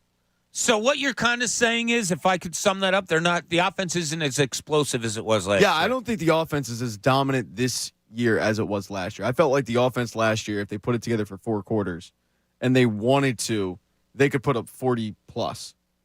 This year, I don't sense that. Last year's offense was a Maserati, and this year's offense is a Toyota Prius. Now, there's nothing wrong with a Prius. Like it'll go for a long time. It'll go, and it's a well-built car, and it'll get the job done and all that, but it's not as sexy and flashy as a Maserati. And yeah, or as one of those electric cars that somebody here drives. Relax. And I wonder, but the difference is this Eagles offense, we know it's in there because the offense basically returned everybody. The only person they didn't return is Isaac Seumalo. Right. And they haven't really missed him, I don't think, too much. And Miles Sanders is, I think you could just wash it away with what DeAndre Swift has given you, right? So their offense is basically returned to everybody. So we know it's in there. It's just a matter of they need to find their groove with Brian Johnson. Because I think what we all underestimated was how big of a loss Shane Steichen would be. I think coming into the season, if you were to go, who's a bigger loss? Shane Steichen, Jonathan Gannon. Even with the Jonathan Gannon detractors out there, they would go, oh, it's probably Jonathan Gannon. Because your replacement for Shane Steichen was in the building. It shouldn't be that much of a difference. Right. Well, it's been an uphill battle. Like, this dude's coming on and saying, oh, yeah, we can throw 50 times and our red zone offense looks crisp. When he's got an I can't quit you mentality with Kenny Gainwell. Like, things need to change. Yeah. But Sean Desai is, like, risen where Brian Johnson is, like, he's he has. I really like the way that defense played on Sunday. All right, Brendan, answer my question before I go to you guys for yours.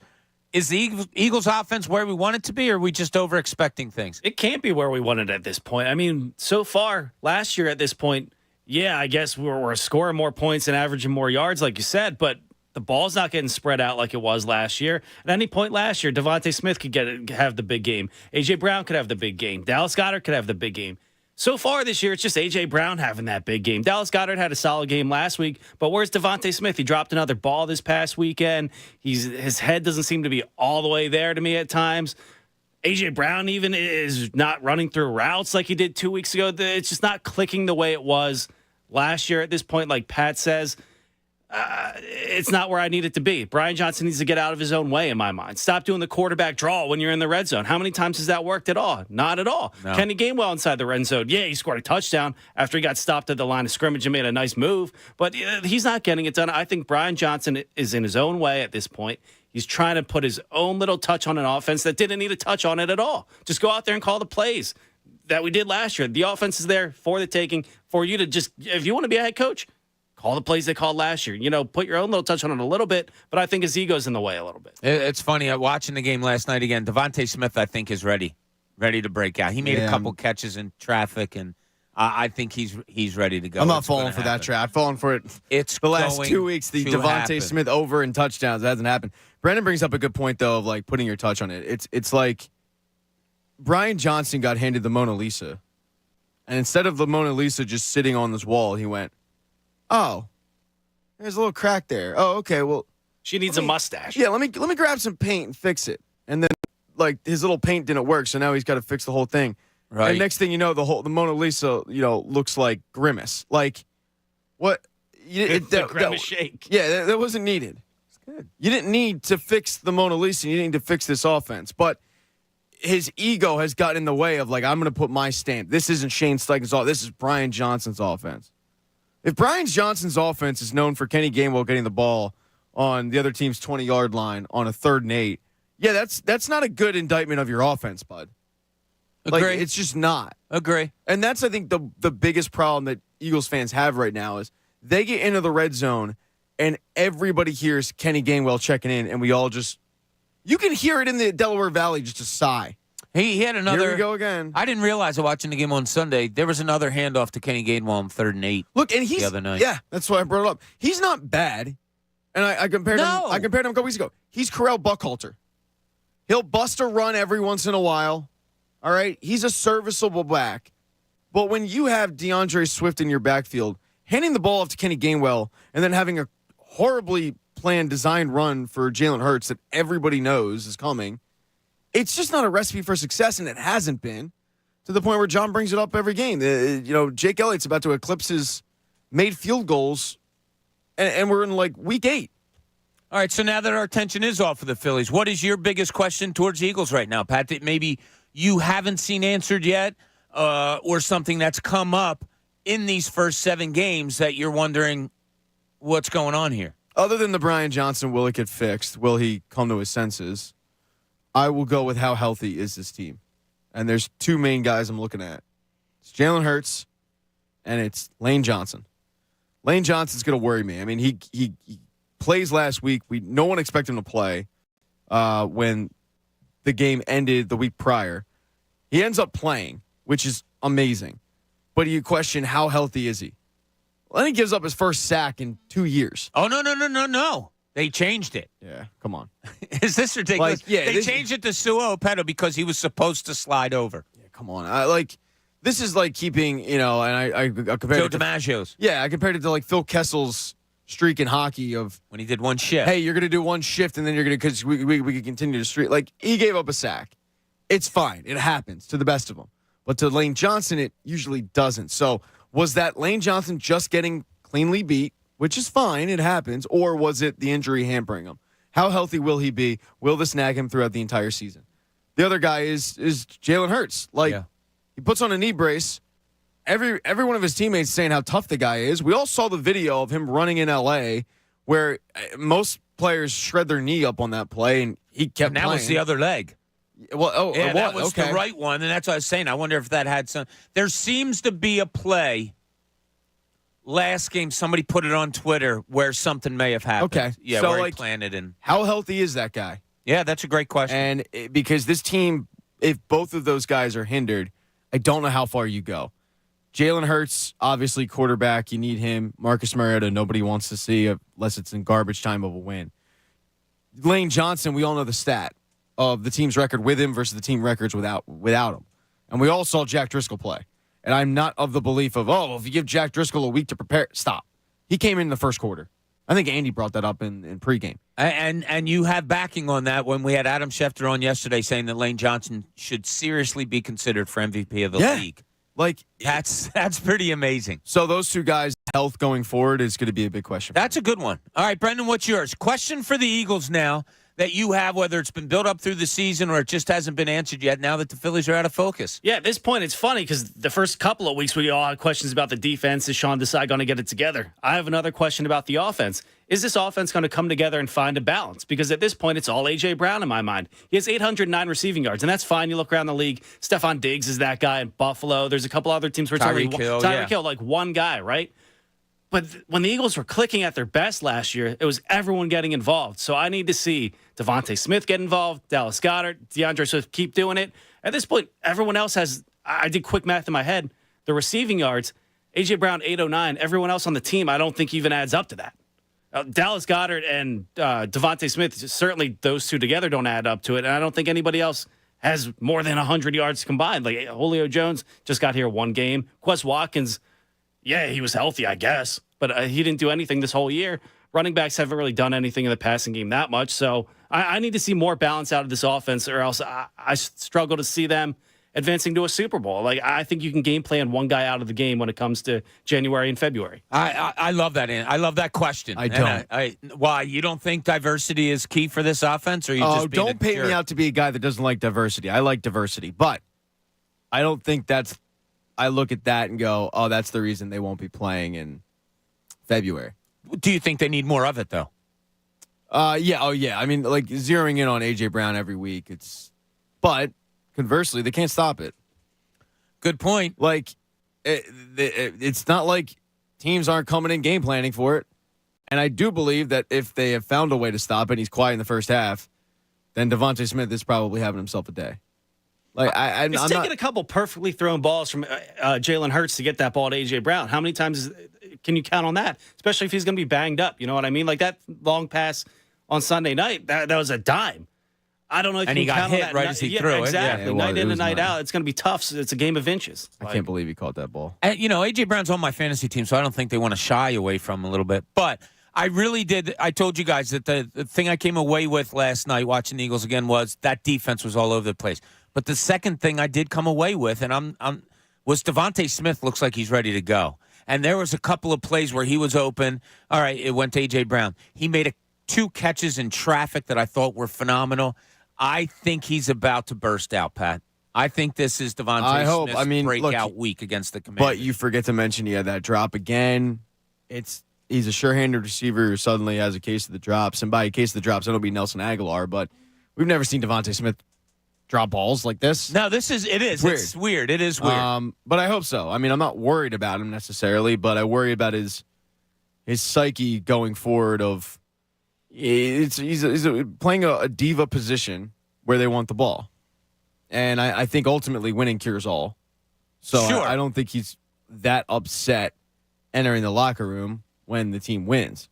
I worry if the team loses, and then you got fingers pointing. I mean, you kind of saw it with the Phillies with Taijuan Walker situation. Yeah. We'll get into later. But yes, we will. Like, winning cures all. The Eagles are winning, so it's not a big deal. But if they lose, the odds are if they lost the game, we're probably going, they didn't go to Devontae Smith at all. Yep. Like, when you paint the picture of the day after an Eagles loss, what are we talking about? To Brendan's point, it's probably they're zeroing in on A.J. Brown. Defense couldn't get stops. Red zone offense, still the same crap we deal with. And they're not getting the ball to Devontae Smith. They figured out a way to get the ball to Dallas Goedert.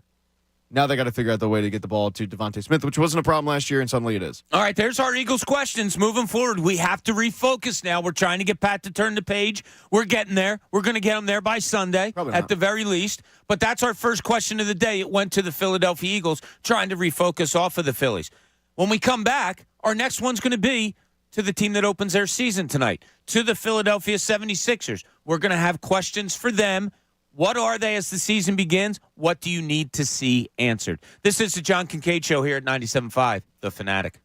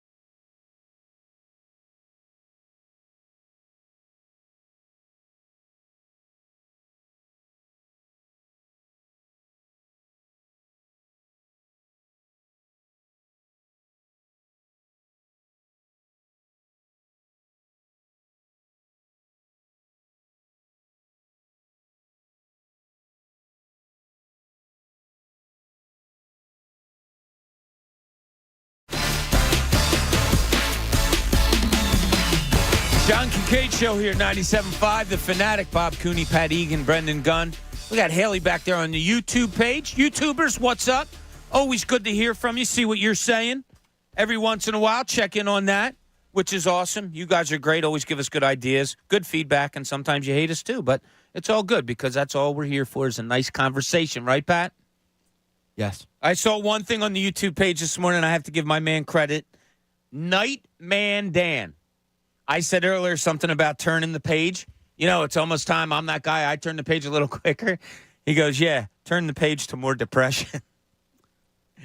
We can't look at it that way. Don't put it in your head, Pat. Don't think that's what it is. It's not putting. It's living. It's in there already. It got put in there at around 11 o'clock on Tuesday. Wednesday. Tuesday. Yeah, that's the thing. I don't even know what day it is. Yeah, it's already in there, bud. Really? Yeah. I got to get you out of it. It's like my personal goal is to get you happy and smiling. Dedicate 8 months of your life to something, and then it's Lucy with the football. It's gone. Yeah. What was your first feeling ever? Do you remember? Because I remember my first feeling of, oh, my God, it's over. As far as sports go, a season. Yeah, probably the 0-1 team. Because they take game one. You know, you knew they were so hobbled, but I'm in 6th grade at the time. I probably didn't know how shocking it would have been if they had actually won that series. Yeah. But, you know, you got the defensive player of the year, the 6th man of the year, the coach of the year, the MVP. And you take game one when they had a 12-day layoff, you know, the Lakers. And then they lost. I took that pretty hard. They lost game 2 in overtime, too. Yeah, they should have won game 2. Yeah, I was at the clincher at the Wells Fargo Center. Yeah, that sucked. That was probably the first one. I remember being really, really shook with the Tampa game. And I remember the Carolina game, I was like, I don't even want to watch Super Bowl. Yeah. And that's the thing. Normally when my team loses, I have trouble even watching like the next round. Like the World Series, I can't watch it because the whole time in the World Series, I'm going to be comparing the Phillies to whatever the Diamondbacks are doing. I don't think I really have much of a desire to watch it either, to tell you the truth. You'll watch it. If there's nothing else on. Yeah, exactly. Yeah. That's what exactly. Yeah. And they do cater to a – but no. But Friday night, Saturday, no. As it's going on, it's gotten worse and worse. And then probably like the one I took really, really tough. Like I remember the first one as like more of an adult-ish. Yeah. That I took really tough was 07. Okay. The Phillies. Yep. Because they get that magical run they get in, and then they got swept. Yeah, I was at a Springsteen concert tonight. They lost the last game, so I was okay with it. I remember like walking aimlessly in Havertown at 18 years old, like, why am I a sports fan? Like, why do I do this? And I had that conversation with my buddy walking out. I'm like, I got a 4-year-old. Am I going to get him into this cult? Am I going to do this to him? It is like, weird. This feeling sucks. And it's a topic I'm bringing up later in the show, and I'm glad that you brought that up. But it's a topic I'm going to bring on later that I want you guys to answer. Kind of, it's a little bit crazy where we are in life. The answer, by the way, is yes. Like his school's having Sixers Day, so we laid out his Sixers stuff. Nice. Do I have hope for the season? No, but damn, if he's having Sixers Day, he's rocking his stuff. So. Well, look, they're undefeated so far. There's a lot of teams in the league that can't say that right now. Great point. Yeah. So, moving on to the Sixers. Factual statements. Yes, on the show. yeah. Moving on to the Sixers. As I said earlier, we have to refocus now. Phillies are done. We talked about the Eagles, our question for the Eagles. Now let's move on to the Sixers. They open up tonight at Milwaukee. Pat has told you all during the updates that James Harden showed up at Camden yesterday, apparently worked out, was told by the team, look, stay here. We're going to go on this little road trip. You stay here, ramp it up, get yourself ready, and when we deem you ready, we'll probably get you back into the lineup. I don't know if there was miscommunication there or whatever, because after that, according to reports, he showed up at the airport ready to get on the charter, and they were like, no. We're okay. You go home. And he got in his car and drove off and went wherever home is. So let's keep it on the Sixers now. Here is my question, and I'm going to sit down with Nick Nurse next week when the team comes back before they play on Thursday night. And it's going to be my first question to him, and I'm going to put it out there to you guys now, see what you have to say. does Nick Nurse's style, which is hounding defense, running up and down the floor, a lot of movement offensively, does his style fit the personnel that you have on this team now? Or do you guys feel he's more force-feeding it? Now, you know the personnel, Pat, is a lot of older players. All right, you're talking Danny Green. You're talking P.J. Tucker, Patrick Beverly, James Harden, if he's in the lineup, is getting towards mid-30s.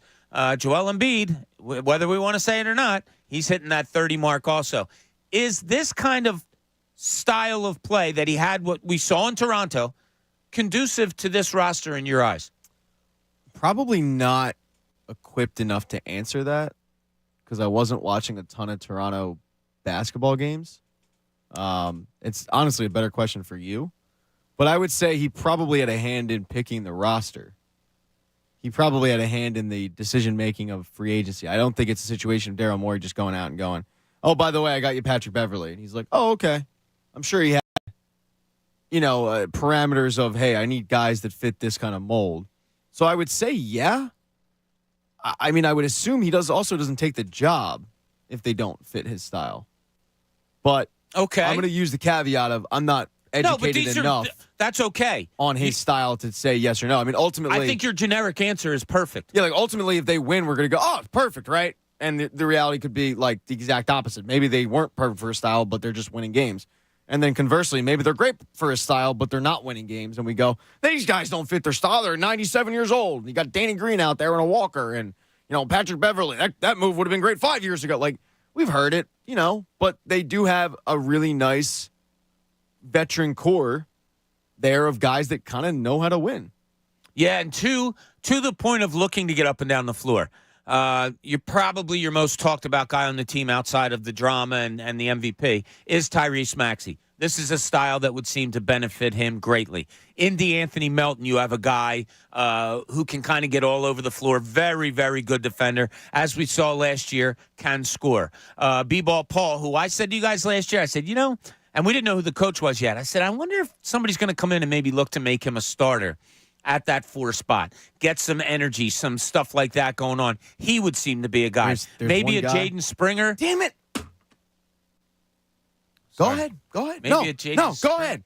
Well, I did give you an opportunity to answer the question, and now as I'm doing so, you're yelling at me. So I kind of feel because I was going to jump bad. in, and I felt like I was going to make a really good point that so people were give going to me go. your point about Jaden People were Springer, going to Pat. go, oh, man, like, I didn't even think of that. Oh, Pat thought of that. I didn't think of that. And this is why I listen to Fanatic. I think he benefits the most from Nick Nurse. And he's going to see time. They need a point guard without James Harden. They also need to figure out what they're going to do with him. You're entering year 3 of a 4-year deal. You need to figure out whether or not he is an NBA player or he is Matisse Thybulle of, okay, yeah, he's there, and we can probably move on from him after this year. But this is a make-or-break year for him. I think he probably benefits most. Liked what I saw in the limited amount of time he got last season towards the end of the year. He seems like that spark plug off the bench that it could really benefit from learning from a Pat Bev, from learning from a PJ Tucker, but like those defensive-minded guys, because that's, I feel like, where he's going to make his bones is coming in defensive guy off the bench who can kind of add in some points here and there, but mainly just be an energy guy. And this is no knock on him, but a better version of TJ McConnell when TJ was here coming into his own. Not the year that TJ left when he was like solidified as an NBA player, but that first couple of years or so where you're like, I don't really know what he is, but he brings that energy. Yeah. I could see Jaden Springer to be in that for this team. Okay, I'd accept that. T.J. McConnell's team, the Indiana Pacers, scored 143 points last night. Good for them. T.J. McConnell only got 6 minutes. Brennan, what about you? When you talk about the Sixers, Nick Nurse is one of the big topics when you get down to the crunch of X's and O's, and he wants to go with a faster offense, a more hounding defense. It lends to young legs. Do you think this roster's built well for what it appears he wants to do? I don't think so at the moment, but I do, like Pat said, this is a team built around veterans. Nick Nurse is also a guy who's been around the block a couple times. I think he can adjust a little bit. The thing that's going over my head a little bit is, or everyone's, I guess, this guy likes to play his stars heavily. Joel Embiid might see a career high in minutes this year. And don't forget, they got rid of the maintenance days in the NBA. So we're going to see guys getting heavy minutes, running up and down the court. I want to see if they can last this season. being old veterans at this point. I don't know if they can. And one of those veterans, he has come out and said, look, I want him getting 20 shots a game. I want him to put shots up at a better rate than he's been doing the last few years. And he's talking about Tobias Harris. Now, Tobias Harris is a guy I think that we've all, I'm not saying this in a bad or a good way, we've all taken for granted. He is what he is. You're down on him at times. You're up on him at times. But when you straighten out the rope, he is just what he is. Nick Nurse is looking for a little bit more. He wants some more scoring out of him. He wants some more shooting out of him. 31-year-old legs, though, Brendan. Yeah, he's going to be asked to do on defense, and he's going to be asked to make shots. And I don't know if he's going to be able to go that 82-game schedule, right, and deep into the postseason like the fans want. I don't know if this team right now is built for that, the way Nick Nurse wants to play. Maybe we'll see a couple guys added if the Harden situation gets sorted out. I don't see that ending anytime soon, though, and I don't see them getting that many players at this point because the Clippers aren't even willing to give up anybody, and no one else wants to do that. So I don't know what this final roster is going to be at this point, so it's kind of hard for me to say so. But, yeah, the older guys, I don't think it benefits them the way Nick Nurse is designed the team, his teams to play. Yeah, and the older guys, here we go. P.J. Tucker, 38 years old. Daniel House, 30. Tobias Harris, 31. James Harden, 34. Danny Green, 36. Embiid still in 29. And then Patrick Beverley at 35. I mean, that's a lot of older guys on this team. And I do think they're going to play that upper energy style in what he wants. I think the key is when you break the season down into games, which players, coaches like to do, I want to see the first 10-game stretch. Where is it? How much is it taking on them? As you said, Brendan, how many minutes are they playing? Can this be an acceptable pace going through 82? The first 10 games, it's a lot easier to go out there and hustle every second of the game when you're winning. How many of these older guys are going to buy into that if they get off to a slow start? James Harden is nowhere to be found. The team doesn't know what they're going to do. So how long can this team buy in? I think you have to get off to a kind of fast start, and you have to keep it going after that. Yeah. So this is different. I do enjoy the start of every season, no matter expectations, because there's always something that's going to surprise you, good or bad. I don't know what it's going to be with this Sixers team. Of course, you have the drama of James Harden and all that stuff. I want to see what Tyrese Maxey is like at the point. I don't love it that he's there. As Pat's pointed out earlier, I can't wait to see Springer getting some extra time, see what goes on there. B-Ball Paul's interesting to me. There are interesting topics to keep an eye on as this season starts. Yeah, tonight. I mean, there's the dark cloud of the James Harden situation, which Brendan said none of us expect to see anytime soon. Woj had the report yesterday that the Clippers have kind of pulled out of talks, and they're basically like, season started, we'll see what we got and then revisit. But if the Sixers got their best offer, then I don't have a problem with them keeping him. But he's got to be on the floor. It's going to be interesting to see what happens. Yeah, and that's why I go with, did the Sixers just cut off their nose to spite their face with this whole, hey, I'm playing, and they're like, no, you're not. Go back to Camden and quote ramp up. I love the ramp up crap. Like James Harden is in shape. And I think somebody talked about it, like when he was practicing, he's running steps and doing that. Like, I don't think James Harden went back to Houston and just sat down and hasn't been working. I mean, the idea of telling him to go back and ramp up, this is a situation that, like, we're not helping each other here. Yeah, well, all right, just to put more to it, and I'm not defending.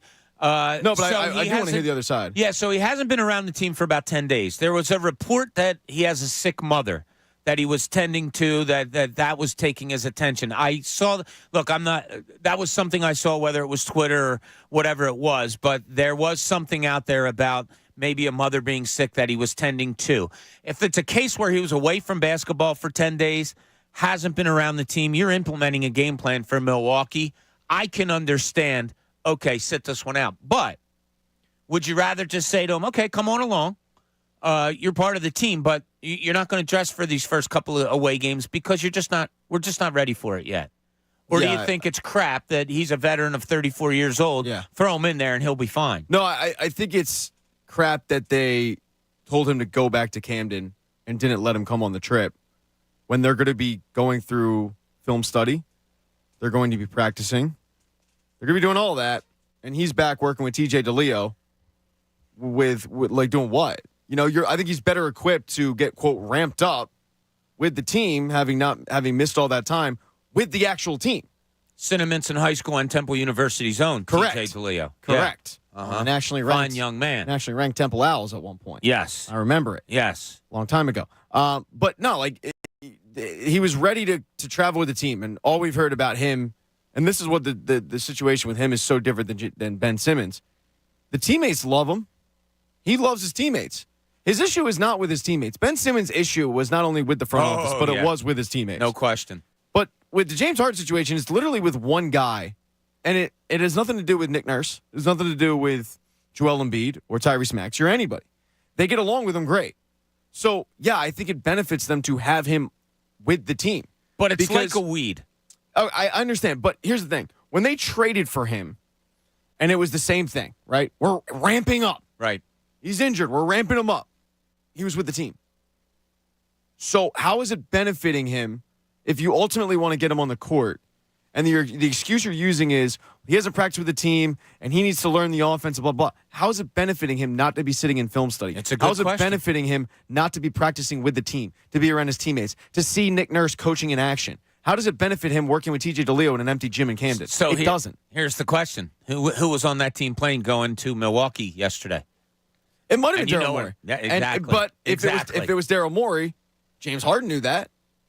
Because the report we're getting is this wasn't James Harden's This wasn't James Harden's decision. Right. It was the Sixers. And if it was the Sixers and Daryl Morey didn't feel like doing a 3-hour flight to Milwaukee with the guy, where Daryl Morey's probably sitting in the back and you're sitting in the front, then grow the hell up, dude. Doesn't it make more sense for the team as well? Like, isn't it better for the team if he's there? Unless if these guys have to answer questions, where's James? Well, like, what's the deal with James? Wouldn't it be easier for them to answer those questions if he's there with them instead of halfway across the country back in Camden? My God, like, this they're gonna is- get so many questions about it. Like, let them be there with them. This is them cutting off their nose to spite their face. Like, oh, you wanted to sit away for 10 days? Oh, and you think you're going on the trip? No, you're not going on the trip. You're going back to Camden. If it was that way, I don't know how it all played out. And you make great points, Pat. It doesn't seem to be a cohesive decision. It seems odd that he showed up at the airport after reports said he was told after practice not to go. We're not sure of all that went down, but we are sure that it's a very rocky, uneven road as of right now when it concerns James Harden. Yeah, an untenable situation. Yeah, so today is Refocus Day. Your Phillies are done. You got to refocus your sports energy somewhere. We've talked Eagles. We talked Sixers. Terrell wants to get back to the Eagles. Terrell, you're on 97.5 The Fanatic. What's up, buddy? Hey, how's everybody doing today? Doing great. How you doing? I'm doing good. I'm just getting over this Phillies loss. But, like I said, like everybody was saying, I'm now refocused on the Eagles now. And I think the future's bright for the Eagles, though. I think I got my feet up, especially after that win against the Dolphins, and looking at everybody play on Sunday. Like, I think we're the best team in the league. So I rewatched the game last night, Terrell, okay? I watched it Sunday night, came away with, the feelings that you had, good win. You held a good offense pretty much down, all of that. When I rewatched it last night, I was even more satisfied with that win. Where do you stand with the Eagles right now as far as after 7 games, 6-1, but as far as comparing it to your expectations before the season started? The only thing that can stop us is us. And, I'm a little worried about the injuries, too, like Pat said. I don't want us to RG3 Jalen Hurts right now. I think we need to go easy with the quarterback runs, especially after – I'm also fearful of that brotherly shove, too, after seeing them clowny Brock Purdy on the brotherly shove. Oh, man, he got blasted, didn't he? Yeah. If defense is going to play like that, we might have to dial that down, too. Yeah, maybe. They just run it so perfectly. Thanks, Tom. Appreciate the call. They just run it so perfectly. Like, I'm watching Brock Purdy do it. Jalen Hurts never seems to put his head out there like that. He seems to, get under and behind, and you just can't get to him as a defender. I hate all this talk about, it's not a football play and all. Look, somebody came up with something in the realms of the rules that is legal, that there's nothing wrong with it, and it's working. Isn't that the essence of sports? I also love the argument of, player safety. I mean, You're looking for something we have now. to protect player safety. This is the NFL. I mean, we have men running at full speed, 200-pound men, full speed, 4.3 clips, 40 times, smashing into each other head-on-head collision. And you're worried about a small, let's get together.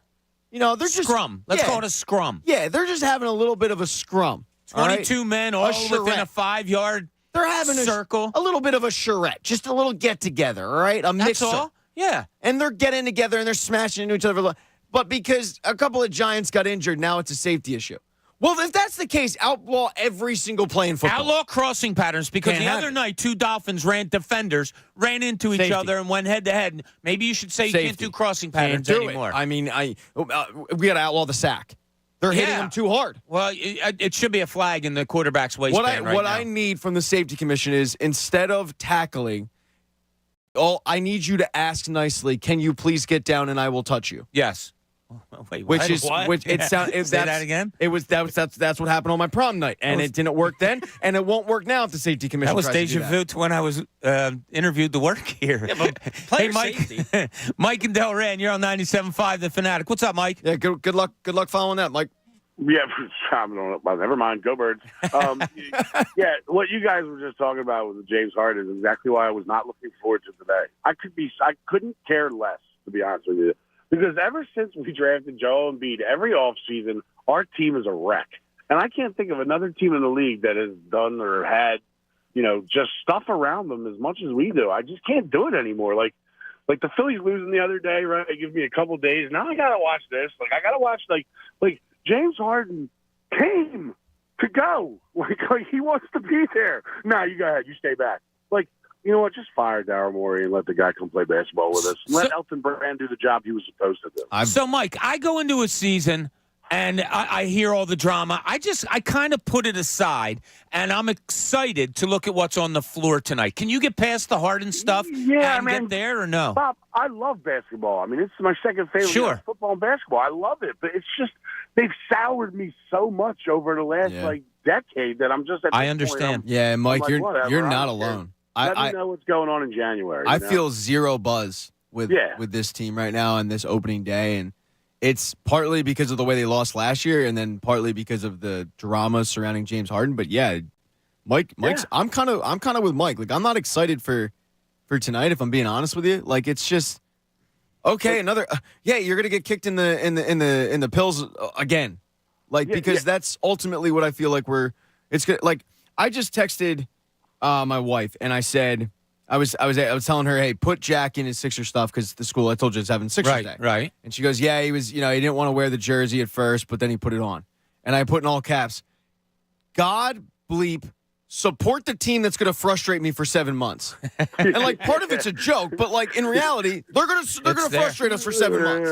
Go Birds. All right, Mike, real quick. Yo. Sunday. We are at Maggie's Waterfront Cafe doing our pregame show. It's right across the river from where you It's live. up in the Northeast, right? I went out there before. Yeah, you did. You met me and Andrew on a Beers with Bob one time. Yeah, Sunday morning, right? Yeah.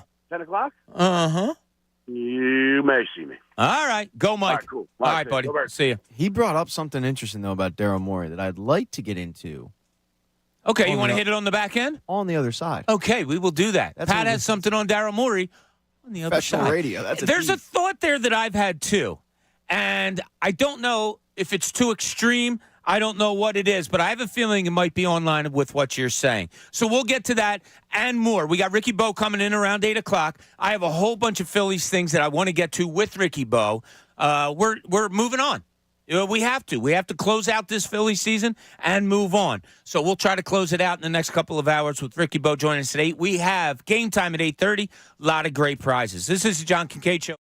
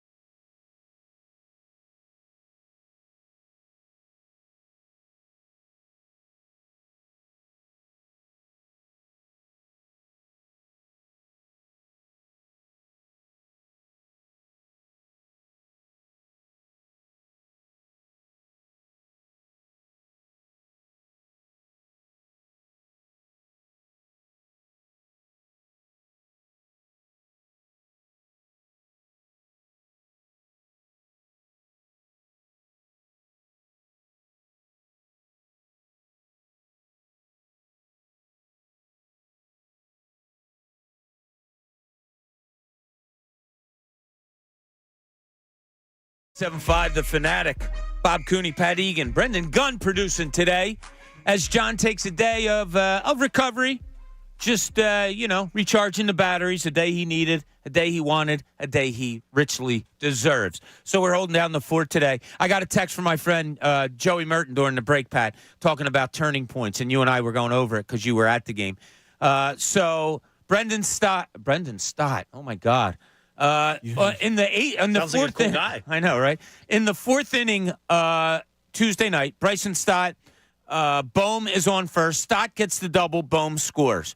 Real Muto then singles. They hold Stott at third. My friend Joey at the time and now after was ticked that they didn't send Stott home on that single because, in his words, if he's thrown out, okay, the bottom of the order's coming up. You still have a guy in scoring position. Real Muto probably would have taken second.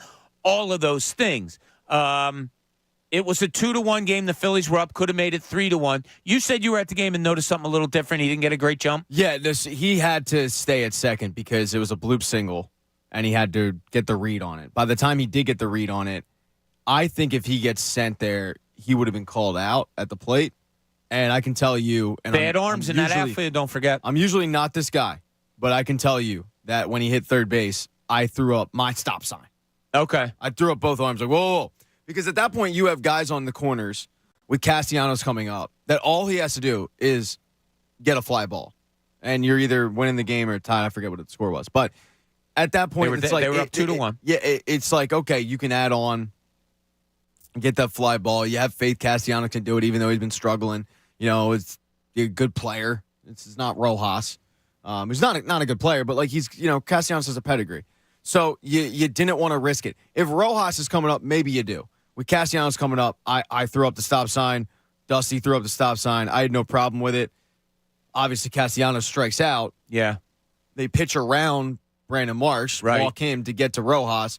We all know how it ends. But the problem there wasn't not sending stop. The problem was Castellanos striking out. Because all he had to do was put a ball in the air. Oh, but what were you thinking when he was up? All I was thinking was, please don't hit and do a double play. Oh, I was thinking that too. Yeah. Yeah. But it's funny. I asked Joey, I said, now wait, were you saying it at the time or are you just saying it as a Monday morning quarterback? And he said, no, at the time I was screaming, send him, send him, send him. So, okay, I can live with that, and that's what he wanted to do. And but you saw it. You saw it there. We couldn't really see it on TV what kind of a jump he had or where he was when the ball was picked up and I had all a good that vantage stuff. point. He had to kind of be in no man's land because that ball did kind of hang up there, and it was a bloop single. So if it was more of a single, obviously he's coming home. But I didn't have a problem with it based on the jump. Okay, so that turning point question is still out there. Joey would have gone with them. You were there. You saw the vantage point the way you did. Now, another thing that you see. Now, we have Ricky Bowe coming up in a little bit. He's going to be here around the 8 o'clock hour. We have game time at 8:30. A lot of great prizes there. But what you were bringing up before we went to the break, Pat, something about Daryl Morey is on your mind. What do you got? I questioned this in the summertime because Mike said, look, if this is the case, just fire Daryl Morey. Jeez, can't talk today. And I brought it up in the summertime of, if you're picking, why would you pick Daryl Morey? Because I don't think Daryl Morey's here in a year. Because I think that the window is shut. It's got like a 1% chance of being open. But if it ends up floundering, they don't get out of the second round again, and God forbid Joel Embiid ass out, does anybody think Daryl Morey's sticking around? So with this whole thing of James Harden versus Daryl Morey's done everything he can. Like, he's used up all the assets. He's used up the cap space. I know you got Tobias Harris's money coming off the books next year, but I don't think Daryl Morey's here for a rebuild. I put the question a little bit simpler, and if I recall correctly, it was a day you weren't here. And I put it out there, and I said, real simple, is this team better with Daryl Morey or James Harden? James Harden. Because the team's built. The team's built, so you got to look at the future. Well, what is Daryl Morey going to do in the future? I don't have the faith that he's going to be able to attract a top-level free agent here because the Sixers have never been able to do it without overpaying. Yeah, so you can show me all the cap space you want, but I don't have faith in that. I think there's a chance that after this year, not only is James Harden gone, but Daryl Morey's gone as well. Yeah, I made it a practice, and I told my bosses and all, I never wrote fire such and such. Yeah, I'm not saying fire him. No, I know. But- And I would never write that. I would say what I thought the team might be thinking of doing as far as that goes. We're not saying here to fire Daryl Morey. We're just putting out there like they're if undefeated. it's a choice between the two, If it's a what choice, makes you a better basketball team? If it's a choice between the two, like you thank him for his service and you send him on his way, right? It's like Brett Brown, like he did all you could. And with Daryl Morey, I think he's done a pretty good job, and he got I think a great package back for Ben Simmons under the circumstances. Don't think he's getting that for James Harden, but if it's a situation of James Harden telling the media, I'm not going to be a part of an organization that has Daryl Morey in it. So his problem isn't necessarily with the Sixers. It's just with the fact that there's one employee there. Right. Well, if that's all that's the holdup is, Daryl Morey, I'd have to consider like being like, yeah, dude, thanks for your time. I'd consider it. Now, I'm not saying right this second. I would have considered it in the offseason when all this was going on. Because at that point, as I said, the team's set. The assets are used up. Yeah. You know, Ellen Brand's been learning under this guy for 2 years. It's interesting, isn't it? Like, at some point, so that's my big concern. I'm worried that come July, not only will James Harden not be here, Daryl Morey won't be here, and Joel Embiid will be asking out. Yeah.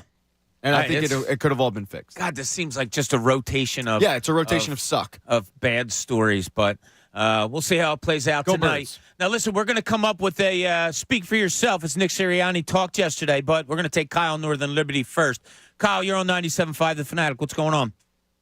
Hey, guys. How you doing, buddy? Good. I'm trying to think of like some positives to pull from this upcoming season from the Sixers, and it's not easy. But one of the things I just have been thinking about today is the exciting aspect of Nick Nurse versus not having Doc Rivers. I think we've forgotten the fact of a lot of that frustration that Doc caused in those playoffs for defensive decisions as far as matchups, and I don't know. That's one of the things that I just think I've overlooked, at least, of what I should be looking forward to, because for him to go right into the broadcast booth, I believe that just shows we were at least 1, if not 2 years too late at firing the guy, because he had no plans of coaching after the Sixers anyway. And Kyle, this is interesting. And Pat brought this up earlier. He was asked, and Pat, help me out on this. You said he was asked who was harder to coach, Ben Simmons or James Harden? Yeah, I think he was on with Rich Eisen, and he said, who was more frustrating? Oh, okay. And he said James Harden. And he said, look, with Ben, it was a different kind of frustration. But he said with Ben, it was, the mental stuff was going on and all the drama with the team and whatnot, and, whether or not he loved playing basketball. With James Harden, the frustration was, if you just did this, we would win. Yeah, so Kyle, maybe some of your questions are answered tonight with Nick Nurse. We'll see. It's going to be a different brand of basketball. Thanks for the call. Really appreciate it. I don't feel badly. I just feel like, and I know the struggles Harden had last playoffs and what he's had in the playoffs, they're just a better team with him on the floor. It's almost like throw him out there. Go play basketball. See what happens. We know how good they were when he was on the team during the regular season last year. Yeah. We're not going to get that. And why? No, I think that's the reason why people like Mike and Delrain aren't excited for this season, is like, it just feels like you're watching your parents get divorced knowing what's the point? Like, I'm supposed to be looking forward to Christmas because I get 2 of them now? Like, no, I'm not looking forward to Christmas because I get 2 of them now. Jeez. My life's coming to an end. Got pretty deep. Yeah, I'm not talking out of experience or anything like that. Well, then wipe the tear out of your eye, will you please? Yeah, I mean, shout out to Dad for the PlayStation back in 3rd grade. Anyway, not the point. Let's do a speak for yourself, Bobby. Thanks to Dad for spoiling me. We are going to do speak for yourself right now.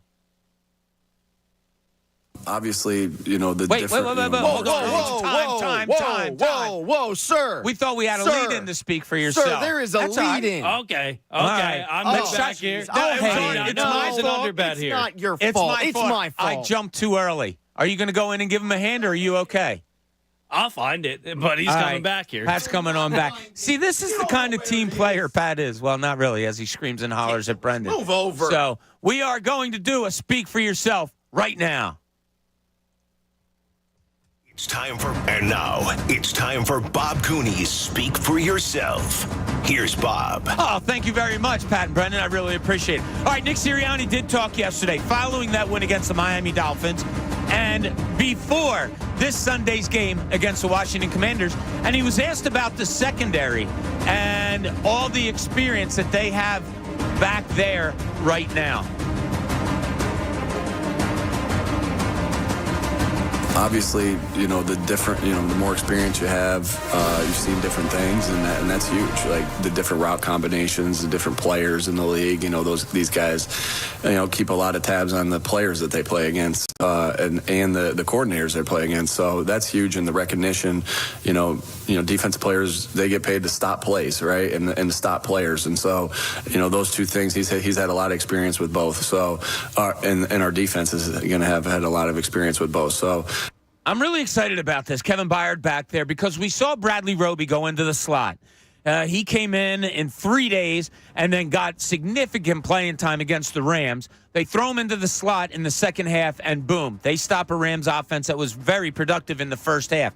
I think with Kevin Byard back there, along with Reed Blankenship, who's got his ribs pretty healthy enough to play, there is familiarity between Byard and Blankenship as they work out together during the offseason. And watching that game last night, again, I just came away thinking that this defense is playing really good football, and I can't wait to see Kevin Byard in there and see what happens. I can't either, man. I mean, he is such a giant upgrade over what they had. Yeah. And when you look at their starting secondary right now with Byard, Blankenship, Slay, Bradbury, that's arguably the best in the league. And it's unfortunate that Devontae Maddox is out for the season, because if you throw him in there, I'd argue it is the best in the league. But, it's going to be really exciting to see him back there. And I think for him, too. You got to remember, he's a local guy, and I know that a lot of the media's reminded us about that every day, but local guy that grew up idolizing Brian Dawkins. Now he gets to throw on that midnight green. Like, it's going to be really special for him. Did you see he got his locker? No. He got the locker space that Brian Dawkins used to be. That's Eagles, awesome, right? That's such a great PR thing that the Eagles could do, yeah, right? like you're growing up idolizing this guy, playing football, dreaming of one day wearing the same jersey that and now you're doing it. Yeah. And I have a hard time believing there's not going to be a little more pep in his step getting out there on Sunday as an Eagle than if he were a Tennessee Titan. No, I agree. It's going to be fun to watch him playing back there. All right, the next question that Nick Sirianni was asked was about the improvement of the run defense and what he sees there so far this year. At this point, at this stage in the game, we're thinking to ourselves, well, we're like 18th in turnover differential. Obviously, no one's satisfied with that. We want to work at that. Well, it's the same thing with your run defense. It's the thing with your red zone offense. It's the same thing with your if you're not up to par of where you think you should be, and you look at it and you try to paint the picture of why you're not where you're supposed to be. And so, yeah, but also with this new, with the new, I want to say system, but with Sean coming in here, there's a lot of time spent in that offseason about implementing your scheme and all those different things while still looking at the things that you weren't successful on, even in the year before. I really do like the way Nick Sirianni, it seems to me, just sees the overall picture. Now, Jeff McClain specifically asked him, what's going on with the run defense that you've improved that? And he advanced it to, we were concentrating on that, but right now we're also turning the ball over way too much, so we're also concentrating on that. Right now we're not good in the red zone, so we're also concentrating on that. I do like how he is a big picture person, and I also like the way he talked about Sean Desai implementing his own schematic plan into this defense during the offseason. Yeah, I don't have a problem with you putting your own stamp on things, but, in Brian Johnson's case, it's like, let's stop trying to fix the Mona Lisa. But it's going to happen with every coordinator. They're going to come in and try to put their own little spin on things. With Sean Desai, it was a slow build that, first couple weeks there, it's like, what the hell is going on? I do wonder how much of the success that they've had recently has to do with Hassan Reddick getting that cast off, because they had no pass rush at all. They weren't getting sacks, and they were making Sam Howell look like he was a world beater when Hassan Reddick had a cast on. Take the cast off, and then all of a sudden the defense was a lot better. Hassan Reddick was spectacular on Sunday night. It didn't even have to do with sacks. No, that's the thing. Like, he was amazing, and he didn't get a sack, which cost me $15. Well, he apologizes I might for have that. bet. And where did he start his high school career? Camden Catholic. Yeah, anyway. Where did he go to college? He went to Temple. That's right. He was an owl. They never bring that up. Yeah. All right, another question that Nick Sirianni was asked was about zone defenses. And it's become a topic around the league now because numbers are down because of these zone defenses. And this is what he had to say. I see the big picture of the Washington Commanders, but maybe not of the entire league. And so, yeah, I mean, as the teams that we've played some different unique defenses where, you know, sometimes that's a match type zone and sometimes that's a zone drop type zone. And, you know, all zones aren't completely equal, as you know, right? You got middle open, 2 high zones, you have middle, 1 high zones where it's match, 1 high zones where it's not match. And so, I mean, there are more zone coverages than man coverages, obviously, right? And so, yeah, I guess long story short, I don't see it that way because I'm so locked into the team that we're going to play, and this team does a good job of mixing coverages, both man and zone. Again, I love it. Asked a general question of the NFL, and there was a story that came out about numbers being down offensively, and does it directly relate? Directly Sound like relate. Sirianni. Yeah, I know, right? Sirianni lost me halfway through. Yeah, 2 zone defenses and all that stuff. The point I brought it up wasn't so he's talking high zone and 1 man, 2 cover zone and all that stuff. The reason I brought it up was he's like, yeah, man, I don't care about the league. I care about what the Washington Commanders do, and they go zone and they go man, and I'm concentrated on that right now. I think that's pretty cool. Yeah, he gets me sometimes in press conferences of, all right, good. He's not getting thrown off his game at all. That was a question, not that the reporter was trying to throw him off his game, but it was a generalized question about the league. He doesn't have time for the league right now. Good, yeah, he shouldn't. Right? Know, because you got a team that already gave you fits and gave you a loss. So you better not be focused on the rest of the league. You better be focused on this team and getting revenging payback. All right, last thing we have here is he was asked about bringing in the likes of Julio Jones and Kevin Byard. Veteran guys that maybe, like last year when veteran guys were brought in, can help the younger guys going forward. Yeah, you try to think about every scenario, and that's definitely the benefit of being around an experienced veteran that's had a lot of success is that maybe your younger guys don't play as much, but they learn from them, right? And I think we've seen with, N'Kobe's had a good start to the season. Obviously been injured, but he's had some nice games that he's played in. Cam Jurgens, the games he's played in, he's had some nice games. Jordan Davis wasn't thrusted into the scene last year as much because he had some guys that he was sharing time with. I think it is a really good mixture that they have on this team. We know about the Fletcher Coxes, the Brandon Grahams, all those guys, and their replacements are pretty much there, waiting to take over a full-time responsibility. But we saw it with like Linval Joseph last year and Ndamukong Suh. Those guys came in and made the team better. Byard is going to come in and make the team better. I don't know Julio Jones if his numbers are going to show or anything like that, but there is a comfort zone with him and A.J. Brown and Devontae Smith. Like, this organization, they just seem to do, like, a lot of good things, Pat. Yeah, look, we forget at times that A.J. Brown is, like, 25 years old. Yeah. And you got Devontae Smith, obviously, who's, like, 23. And learning from a guy like Julio Jones is big. Learning what it's like to get close and not win. I think the veteran leadership that Sirianni talks about there could go to, hey, man, what's it like blowing a 28-3 lead in the Super Bowl and not winning? Because this probably is Julio Jones' last chance at a ring. And when you have that as a younger player and you hear the onus of, yeah, man, I was really good in the league and I was an all-pro and I was a Pro Bowler and I was one of the best, but I thought, yeah, I had time, and now I'm here trying to ring chase. And it's putting the pressure on these players to go like, no, you got to seize the moment now. I think it's really impressive. And they did it last year with, as you said, Linval Joseph and Ndamukong Suh. Guys that like Jordan Davis, and we talked about it at the time, Jordan Davis can learn from these guys. Yeah. And I think they've done a really good job of mixing in the veteran presence, really in all the positions where younger players can learn. You've got Darius Slade, James Bradbury in the cornerback room that guys like Josh Jobe and Eli Ricks can learn from. You know, two young players that have flashed and looked good at times, but probably not ready to take that next step because you're in a contend now situation. But they're able to learn from two of the best in the league. Yeah. That's a benefit, right? I mean, you've seen them do it at the defensive line position, as we talked about.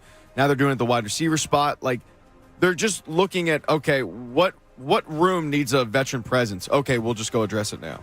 Yeah, I agree with you. I just think that every time this team makes a move, Byard coming in, I was amazed that they got that for as little as they did. I wasn't. Yeah. Well, the price is. That's the price. Like, that's the price for the trade deadline. But for this team, I thought it was a great get. Oh, like, no. If For this Byard team, goes somewhere, I don't know, Washington. If he goes somewhere, you're like, oh, okay, whatever. He came to a contending team. Yeah, no, for this team, it is a tremendous get.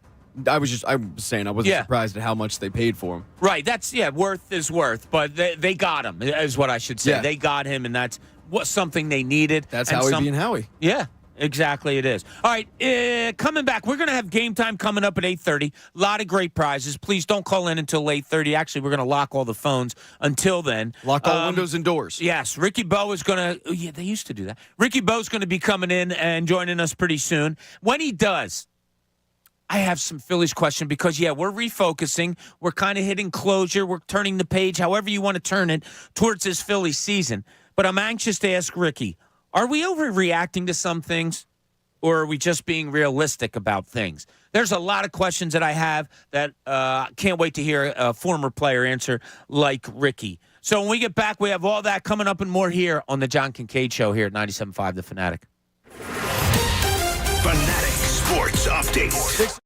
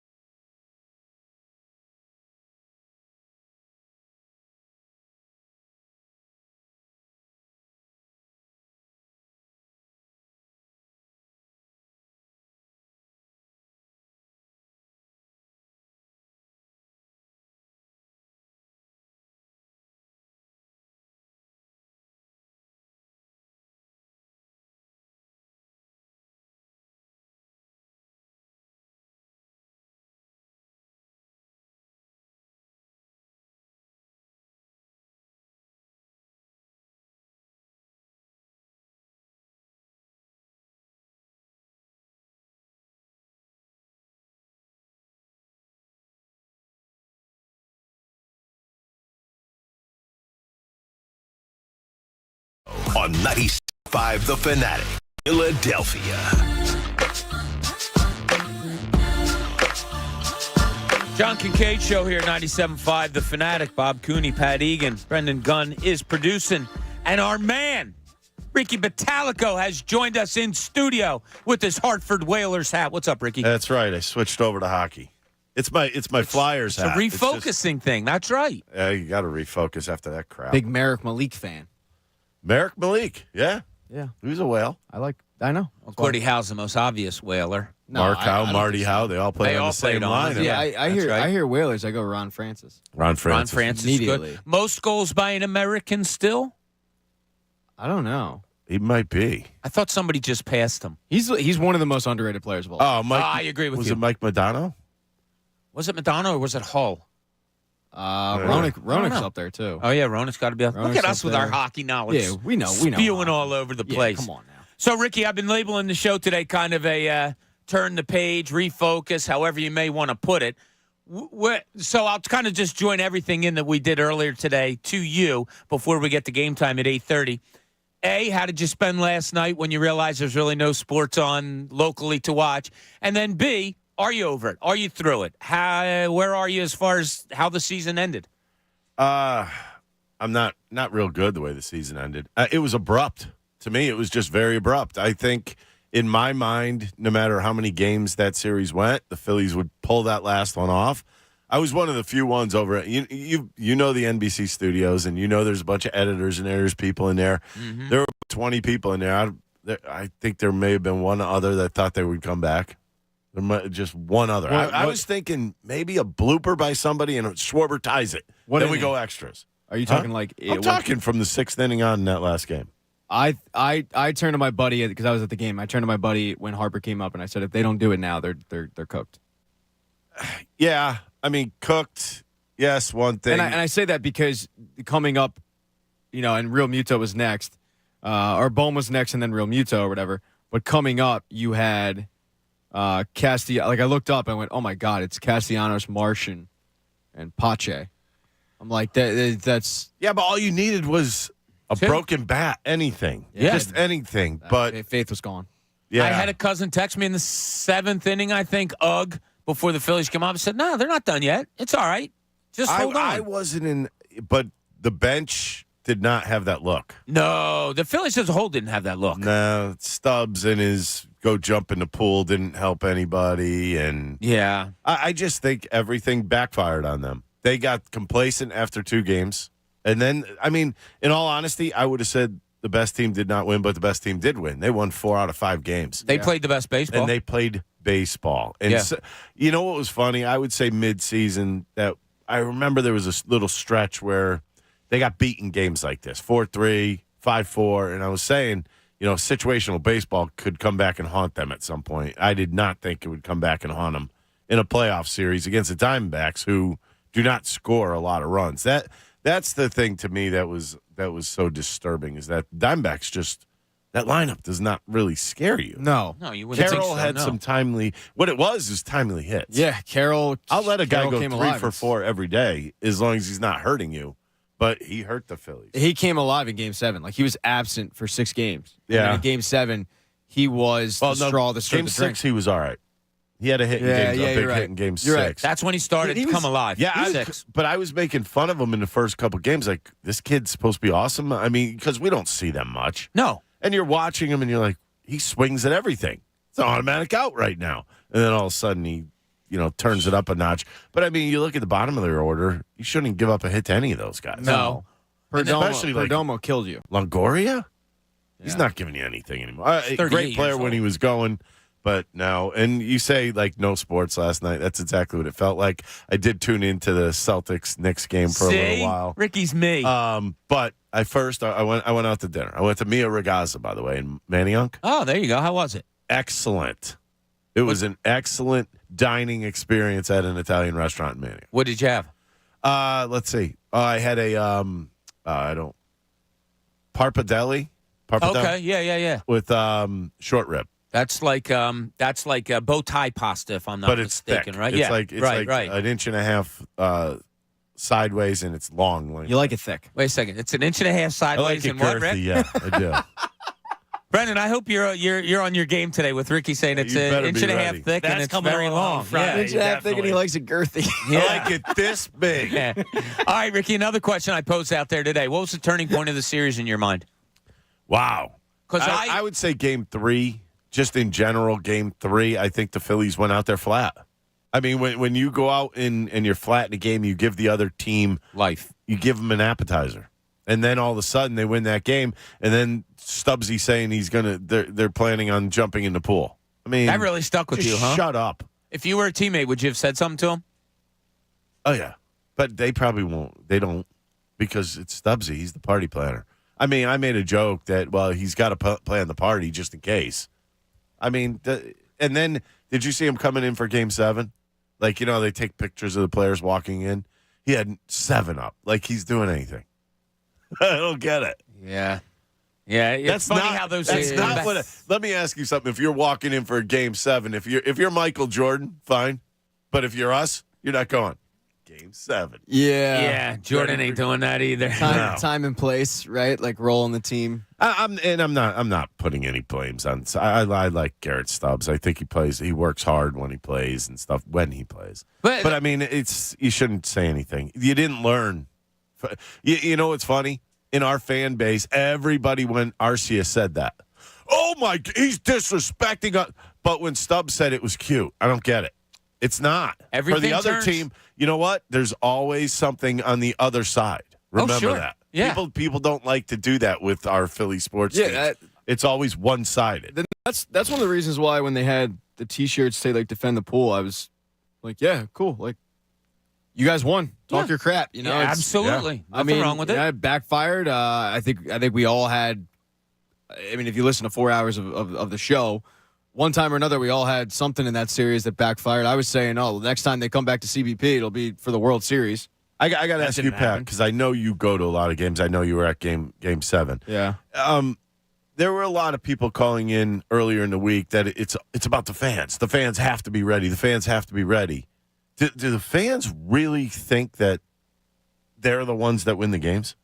No, but I think I'm not saying it like no. in a mean way, but we had callers in saying we have to be ready. Yeah, and we were like, no, the players have to be ready. I think after last season, when you heard the Braves say like they weren't prepared for the environment, it kind of like they put a weren't. light bulb on for the fans to go like, hey, we can have a some sort of impact, and on a younger pitcher like Brandon Pfaadt, like you should be able to kind of rattle him a little bit. He didn't seem to care. No, that team was prepared. And ultimately, you come in and you go like, yeah, we can do all we can, but we're not at the plate. We're not throwing the. And the pitching was the problem. You know what's actually scared me a little bit after game 1? I don't even know if you guys probably don't watch the post game because you're sleeping. I do, Ricky. I watch it all the time. After game 1, one of my comments was that team did not get intimidated about the Diamondbacks. They lost 5-3. They did not come in intimidated. No, they made a nice little comeback. They were down and they scored some runs. They played scrappy baseball, and I made that comment. I get blasted saying, "Oh yes, they did. They lost the game." And then they lose 10-0 the next day, and I was getting blasted even more for that comment. Well, you know who plays, guess what? You were right. Yeah. You know who plays scrappy games? We do. We do on Thursday at 8:30 a.m. Darn toot. Hello. Hi, Pat. It is game time. Yes, it is. And today's game is the Bob Cooney Super Spectacular Ridiculously Hard Trivia Game. Finals I don't edition. think it's ridiculously hard. The Bob Cooney Super Spectacular Ridiculously Hard Trivia Game. Oh, that's not true. Finals edition. Brandon, can you please shut his mic off? The way this is going to work, these are all from Bob Cooney's brain. So if you don't like them, don't blame me. It's going to be quite simple. We're going to give the caller a question, and then they have to answer it correctly, correct? Are we putting a timer on them, though? Because I don't want people looking on their phones for the answer. We can do a 10-second timer if you want. Brendan would have to look that up in the system and put it on the board and all that crap. But You cool with that, Brendan? You want to give us a thumbs up when you have that all done? I got you. Oh, Let's he's got go. it already? So Let's go. You start searching for it. I'll tell you the prizes today because we have really good prizes. 4-pack of tickets to go see the Flyers and Ducks Saturday afternoon, 1 p.m. start time, Wells Fargo Center. Yeah, Afternoon Ducks, drinking. Yeah, Nice. Ducks are a good young team, so that'll be a good game. Afternoon drinking. Yes. Yeah, you're pumped. You're pumped for that, huh? I love afternoon hockey games. I might go. I got a golf thing at 8 a.m. I might just head right over. If you want to dip out and call 610-632-0975, get involved in the game. I'd have to. I could ask my own question, I guess. There you go. Pair of tickets to go see the Sixers and Blazers on Sunday at the Wells Fargo Center. We have a pair of tickets to go see Blink-182 at the Wells Fargo Center on July 26th. Very hot ticket.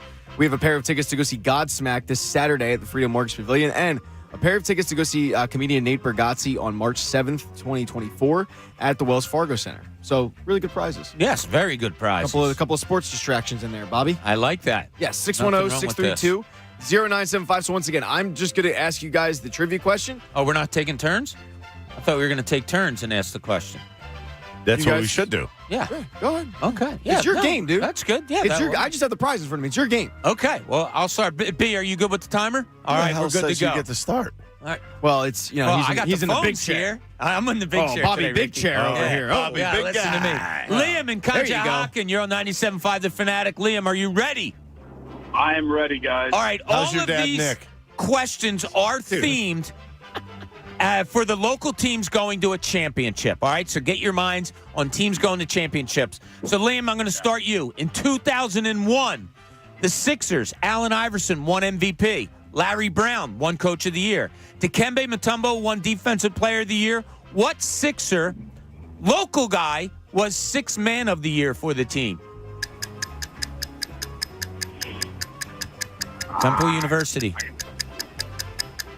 Simon Gratz High School. There's a pitcher on the starting staff of the Phillies with the same first name. Ah, tough one there. I thought that was kind of a I layup. thought that was easy, man. Aaron McKee. Aaron McKee, I tried giving out Philadelphia's the own first name. Aaron McKee. Yeah. Number 8. Yeah. Huh.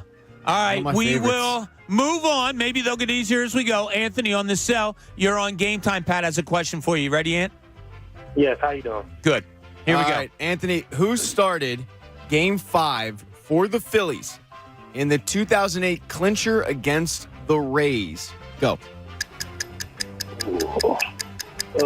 Yeah. He's left-handed. Yeah. Cole Hamels? Yeah. There you go. Yes, that is There correct. you go. Cole Hamels. We'll put you on hold, Anthony. Good job by you. Cole Hamels did start the game. That finished 48 hours later. Yeah, it started a couple days later, right? Yeah. I am going to give Anthony, let's give him the pair of tickets to go see the Sixers and Blazers on Sunday at the Wells Fargo Center. To purchase tickets for any 76ers game, visit Ticketmaster.com/76ers. I like it. All right, we're going to go to Ben in Westchester. Ben, you ready for your finals question from Ricky Bottalico? We got good questions today, Bob. Don't screw this up with your dumbass questions, please. Oh, my goodness. Can I Whoa. just bang Ben right here now? Ben, what's Bang your 'em problem hard. with me? Bang them hard. I just don't like you, Bob. You're kind of annoying. You know what? I'm annoying enough that I Oh. just banged you. So Bobby screw Big you. Phone. All right, Bobby Big Phone Big, doing it. Big Bang Bobby. Oh, John in love the it. Northeast, you're on 97.5 The Fanatic. What's up, John? That was amazing, Bob. Yeah. All right, Ben's a tough guy on the radio. Come see us sometime. John, you got your question from Ricky Bottalico. People to come and see me. Go right. ahead. You got what's the matter? You know, Is Ben there? No, it's Oh, John. it's John. It's John. Yeah, John, yeah. you ready? Ready, Ricky. All right. Who is the Eagles' leading receiver in the Super Bowl loss to the Chiefs this past February? Still on the team. Was it? I want to go Dallas Goddard. That's incorrect. That is that is wrong. Correct. Sorry about You're Did that. say, wrong. I mean, receiver, It- I wouldn't go to Goddard. Yeah, it was. He does Devontae receive. Unfortunately, no. Smith. Yeah, that's, Dallas does receive. 7 for 100 Yeah, yards. Dallas receives. All right. Devontae Smith. All right. Well, hey, we soldier on. Yep. We soldier on to Rich and Cherry Hill. All right, Rich and Cherry Hill, you're on 97.5 The Fanatic, and I got the question for you, buddy. You ready? All right, yeah. All right, think this one out. Who was the starting pitcher for the Phillies when the Astros no-hit them in Game 5 of last year's World Series? I will tell you he is still on the team. I'm going to go Aaron Nola. Aaron Nola is correct. Let's go. Good job, Rich. Hold on a Let's go, second. We'll get Rich. you your prize. Rich is going to end up getting a pair of tickets to go see the Flyers and Ducks Saturday afternoon, 1 p.m., Wells Fargo Center. Get tickets at PhiladelphiaFlyers.com. Sweet. Way to go, Rich. That was a little bit of a tough one, but good answer by him. All right, now we're with Anthony and Delco. Anthony, you're on 97.5 The Fanatic. You're getting a question from Pat Egan. How you doing, Ant? Morning, boys. How are you? Good. All right. Patrick. The question that I have for you is, what Phillies player had 5 home runs, 8 RBIs in 6 games? Ultimately, though, they lost in 2009 to the Yankees. Well, what player? Go back. You are the man. Second baseman. Is that Chase? Last name? Chase. Last name? Like Chase Utley is correct. We had to coax it out of him, but Anthony got it. Basically had to give it to him. Good job, yeah. Ant. Yeah, Anthony, you are going to win let's give you a pair of tickets to go see Godsmack this Saturday at the Freedom Mortgage Pavilion. Some tickets remain at livenation.com. Good job, Ant. Ray, in my old hometown of Washington Township. Ray, how you doing today? Gentlemen, how are you? Doing great. You're going to get a question from Ricky Bottalico. Give it to me, Ricky. All right, name one of 3 teams Villanova beat to win the NCAA men's basketball championships. Oklahoma. Oh, my God. No. Incorrect. Ray, take another so shot, sure. maybe? Yeah, No? I'll give you another shot, and it's not UConn either. You want the final game? Yeah, the Yes. final game. They beat Oklahoma in the Final Four. Michigan. Yes. Michigan Yeah, okay, is all right. correct. Congratulations. We will give him that. Hold on, Ray. We'll get you your... Ray, yeah, we're gonna give you the pair of tickets to the Flyers Ducks Saturday afternoon game, 1 p.m. Wells Fargo Center. Tickets, PhiladelphiaFlyers.com. Nice. All right, who do we got next here? We got Colin. Colin, you're on 97.5 The Fanatic. You ready for your question? Yeah, lay it on me. All right, here we go. You got to go all the way back to the Eagles beating New England, Super Bowl 52. Who recovered the strip sack of Tom Brady in the fourth quarter? I know Brandon Graham stripped them. Yes. Did he also recover? No, No. DB. He's still on the team. No, the end. He's still on the team. I said DB. I can't. Oh, DB, yeah, you're right. it's DB, that's Yeah, I very can't. good. No, Sorry, I'm Colin, sorry. can't give it I'm to sorry, you. Derek Barnett. That's How can every people not- Eagles what? fan should Do know we have that. people that call on game time that really aren't sports fans or just want to win prizes? Do you think? There's a possibility, but I think it's just like maybe you freeze up in the moment. The timer does mess you up. I'm Timer gonna gets tell to you. I just looked at the next question.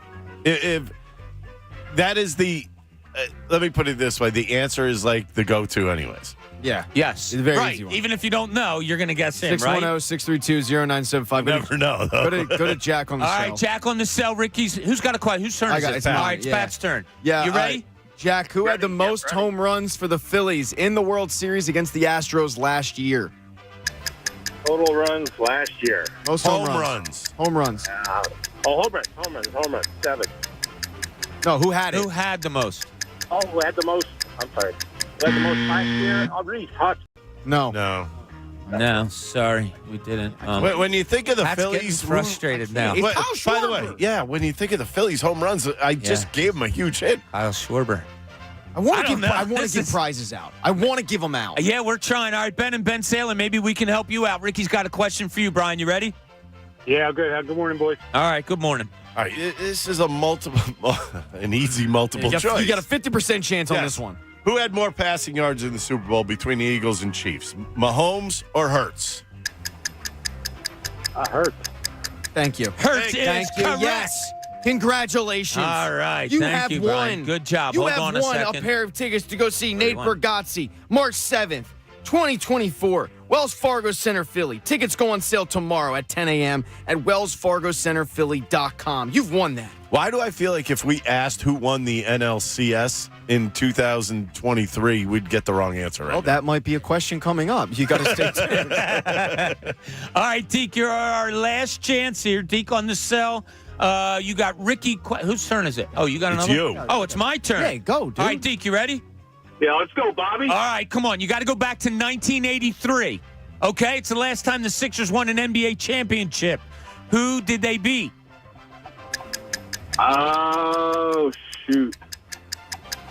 So they're from the Western Conference. Was it Portland? Oh, That's a No, good guess, Deep. man. Sorry, No, man. Unfortunately No. not. No. you Los say the Western Angeles Conference, Lakers. the first team that sticks out to me is the Lakers every time. Now, I got two What more. the I hell? wrote down two more. Okay. All right. right. So we'll go to Robert in North Wales. Yeah, go to Robert, you're on Robert in North 97.5. You ready for Pat's question? Let's go. All right. All Come right. on, Robert. Joe Blanton hit a home run against which pitcher in the 2008 World Series?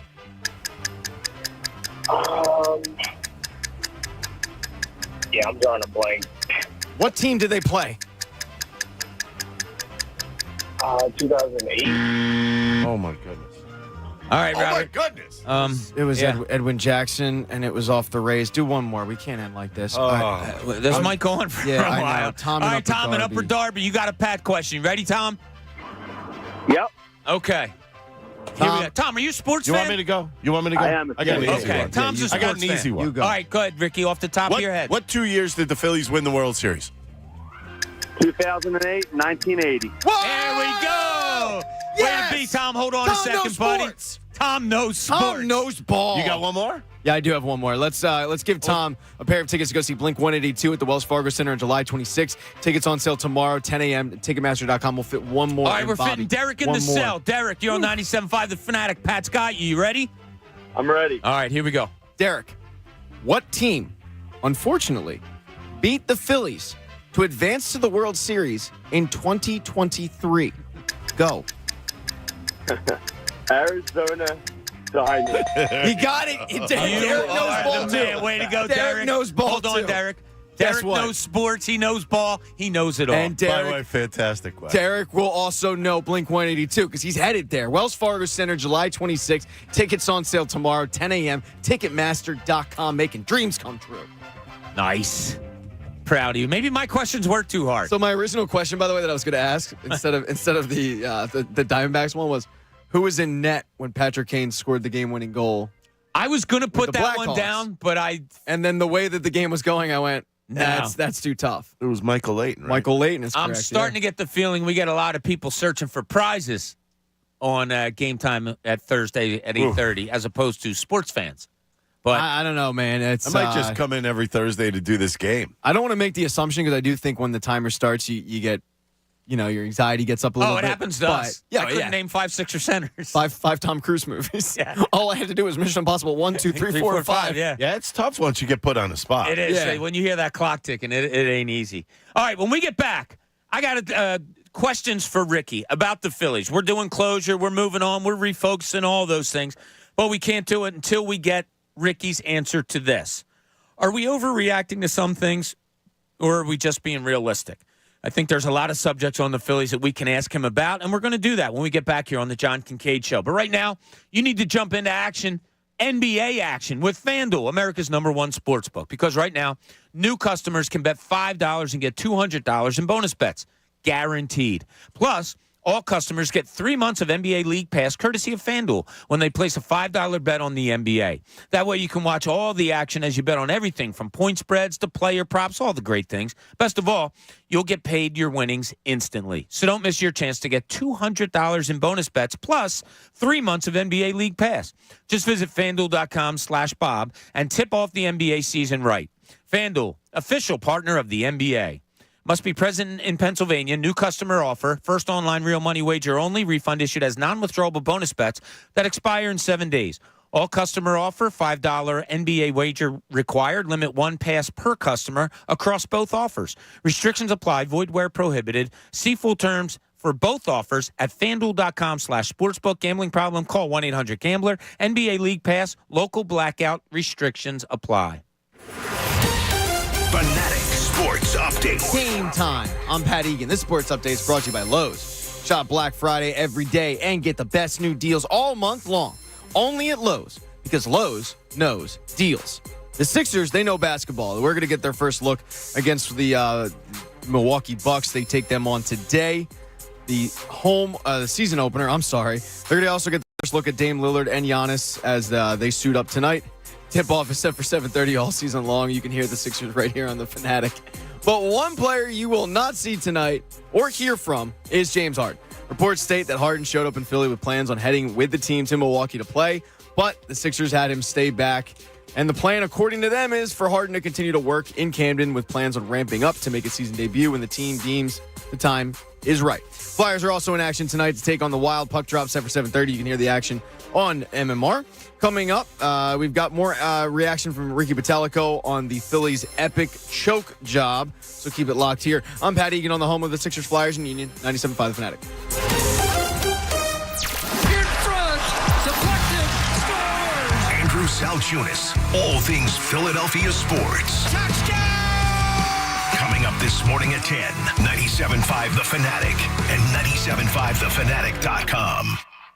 Home improvement doesn't have to be scary when you let the Preferred Pros handle your projects. Whether you need help with drafty windows or you need to clean out the clutter, the Preferred Pros will help you transform your life and home. If you're tired of tricks and contractors ghosting you, reach out to a Preferred Pro. Whether your project is big or small, you'll be in for a treat. W.M. Henderson's expert plumbers are available with 24-hour emergency plumbing solutions. They arrive in their fully stocked trucks the same day, guaranteed, or it's free. Hydroscape Pools, the area's fastest growing fiberglass pool builder, is Hydroscape Pools. Book now and swim next summer. Affordable financing is available and most pools are completed in about 2 weeks. Schedule a free consultation at hydroscapepools.com today. Great Railing offers the highest quality vinyl decking, fencing, and railing at discount prices on the Black Horse Pike in Williamstown or online at greatrailing.com. Check out Preferred Pros today. This paid program is sponsored by businesses highly rated by actual customers. For more details on Preferred Pros, visit 975thefanatic.com.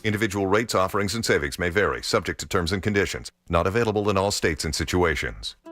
Hey, small business owner. Are you ready to have the best year ever in 2024?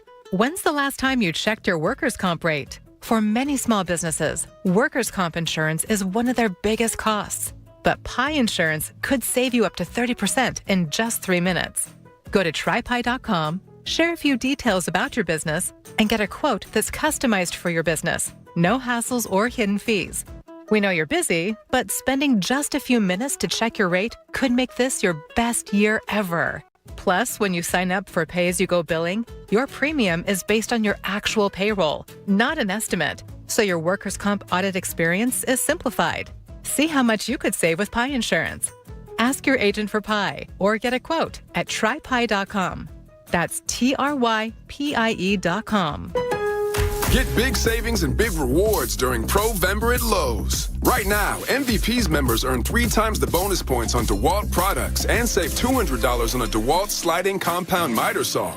Plus, earn 3 times the bonus points on Little Giant products and save $70 on a Little Giant multi-position 14-foot ladder. Lowe's knows savings. Lowe's knows pros. While supplies last, selection varies by location. Bonus points calculated before taxes and fees after applicable discounts, if any. Valid through 11/22. Jim Gaffigan here with some more Straight Talk. Now you can get a Walmart Plus membership, plus not pay for it, because it's included with Straight Talk wireless plans. You get free delivery with Walmart Plus a Paramount Plus subscription included. Plus, you pay less for gas. That's a lot of pluses. Only Straight Talk gives you unlimited 5G data and Walmart Plus included on select plans for free. Straight Talk wireless, available at Walmart. Requires service on Gold or Platinum Unlimited. One offer per eligible account. Paramount Plus Essential Plan only. Separate registration required. Additional terms apply. By the time you're finished listening to this Pepsi Zero Sugar, you'll be 15 seconds closer to kickoff. Stock up now because game day is so close you can almost taste it. Football watching. Better with Pepsi. Don't miss the Sports Investors Daily Radio Show. Host Chris Hodge breaks down college and pro games from a gambling perspective every Saturday and Sunday morning at 8 on The Fanatic. It's Macy's Friends and Family with early deals on everything you need to get ready for the holidays, like an extra 30% off brands that rarely go on sale with your coupon or Macy's card. And take 15% off fragrance, skincare, makeup, and more great beauty gift ideas now at Macy's. Plus, Macy's Star Rewards members earn on every purchase except gift cards, services, and fees. Savings off regular sale and clearance prices, exclusions apply. Find something so you at Macy's Friends and Family.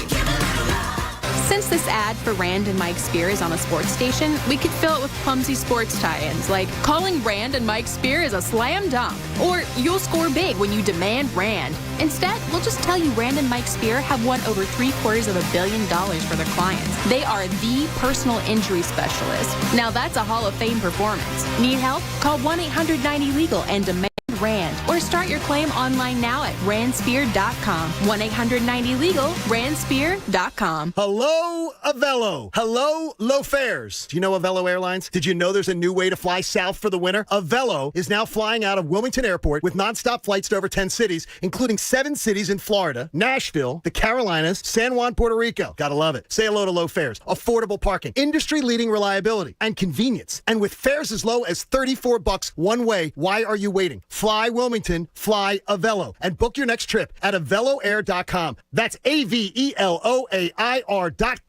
today. WPEN Burlington, Philadelphia, a Beasley Media Group station.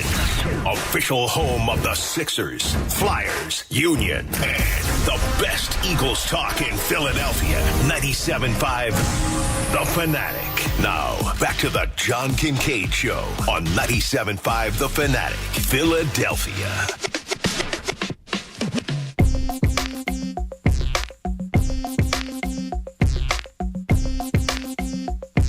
John Kincade Show here at 97.5, The Fanatic. Bobby's feeling this song. I'll tell you what. Yeah. I mean, that was a pretty cool break. We had like 10 people in here. We're it was a hanging party. out. We're talking. Pants stayed on. Oh, yeah. I'm used to walking outside. That's why I walked outside. I know. We were like, what? By the Ricky way, doesn't I have like us? serious issues. Like in the afternoons, I have to get up every thing and walk. I do it when I'm here in the morning. Yeah. Every break. You know, I have to see the sunrise. You know, I do like 2,500 steps in the breaks. Do you really? Yeah. It's good for you. Yeah, Pop will like to walk around because he used to walk in the malls. Bob used to walk in the malls in the morning. I was the one that made it pop. and he can't do that anymore. So now he walks. Yeah. He walks in the circle. I in the do hallways. have to see. Like, I'll look at the clock around 6:45. I have to go look out the window and see the sun up because we get in here. It's dark. Ooh, last night was the first time I realized that it gets darker quick. Well, next weekend we push the clock back an hour. No. That was the first day because I've been in the Wells Fargo Center. You don't see that's it right. in there. I thought we were done with that. I think the next one's the last one. But November 5th, we move it back. It's gotta be the spring. Okay, that'll be the last one. Okay. Because you don't want darkness. Yeah, you want lightness later. Okay. Correct? I have no idea. I think so. I want light all the time. I wish it was like I'll tell you what. I played in Edmonton in the summer. That was awesome. What team? I mean, I just went up there. Stays late We played like a 4-game series. I played golf after a game. Yeah, what team was in Edmonton? The Edmonton, whatever they were, AAA. It wasn't Ottawa? It was Edmonton? Edmonton. I didn't know there was a Edmonton's out west. What Ottawa were they? is Edmonton. east. I'm aware. I don't know. It was wild though. Why? It stays really we like had, they're we had late? we had like a doubleheader at 1:00. Played 2 games. Went out and played 18 holes of golf and went to dinner at 10:00 at night. The sun was still out. That was the game where you and former Philly great Paul Abbott. Paul Abbott was up there. Yeah, I'm aware. I listened to the show. Yeah. Well, then why don't you know the name of the Edmonton AAA team? The Trappers.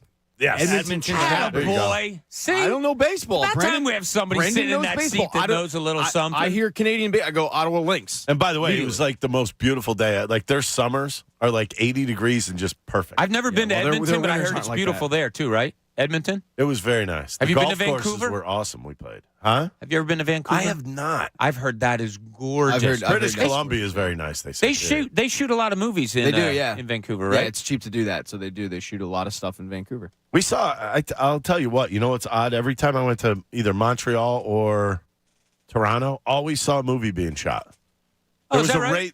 Montreal's big. Back in the day in Toronto, there was a race car movie being shot. When we first, it was Sylvester Stallone.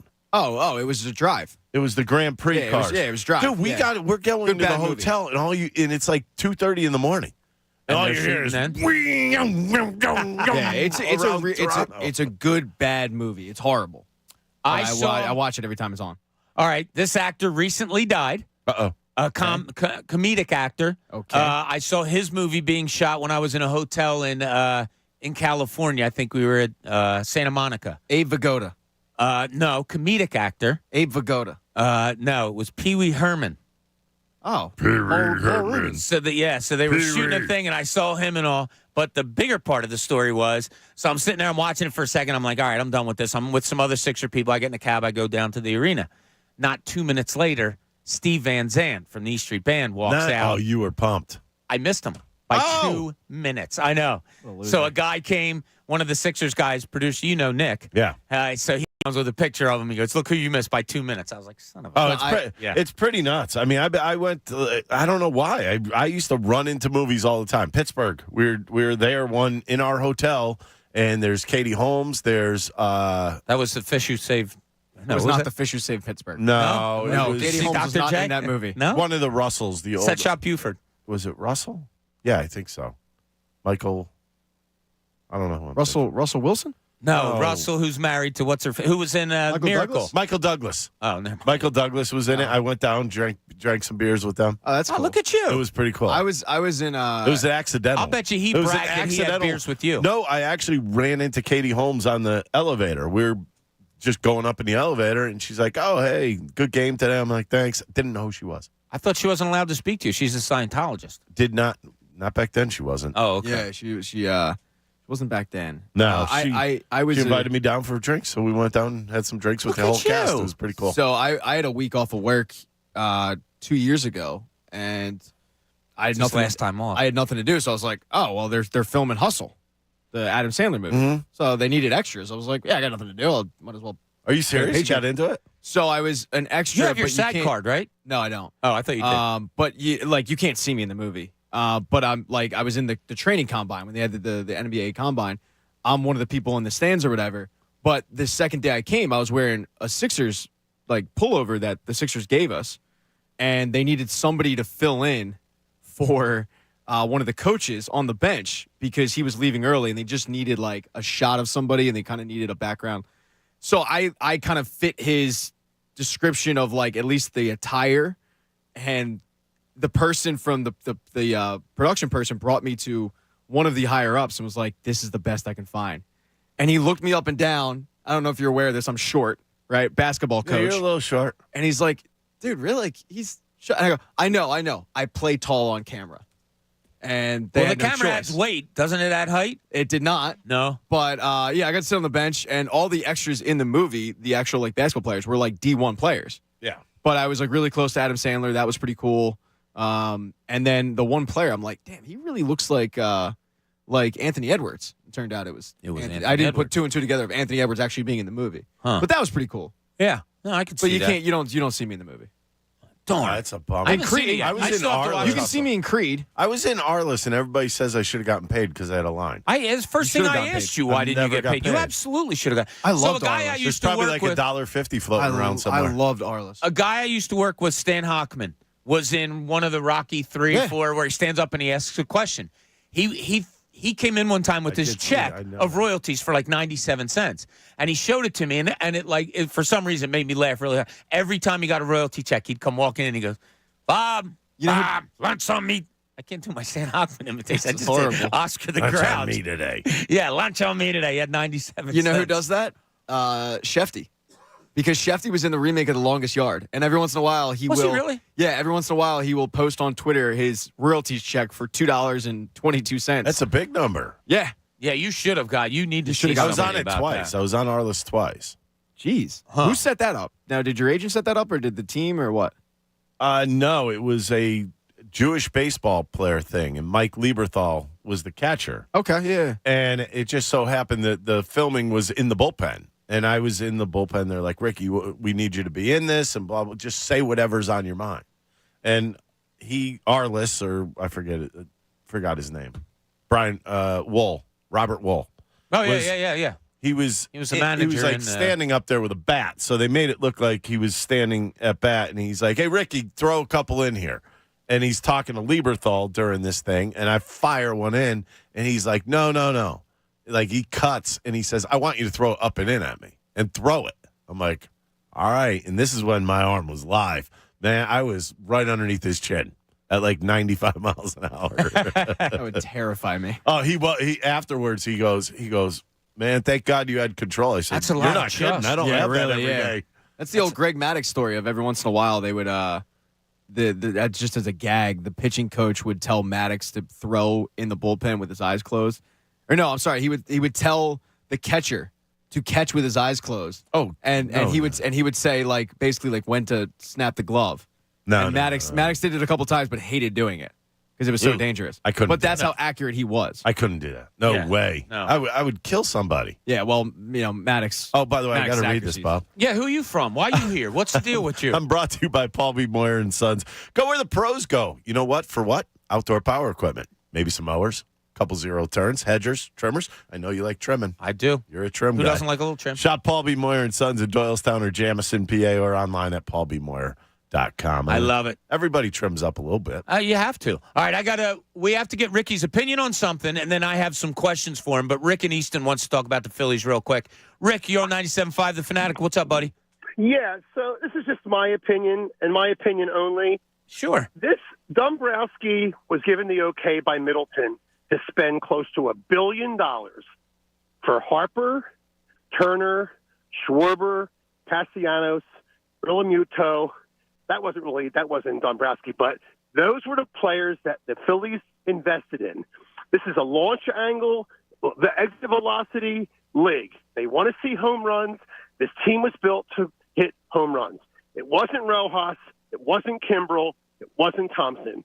This team had to hit 2 to 3 home runs. Everybody disagreed with me for them to win. That's how they beat Miami. It's how they won games against the Diamondbacks. It's how they beat Atlanta. If this team did not hit 2 to 3 home runs, they were not going to win the World Series. End of story.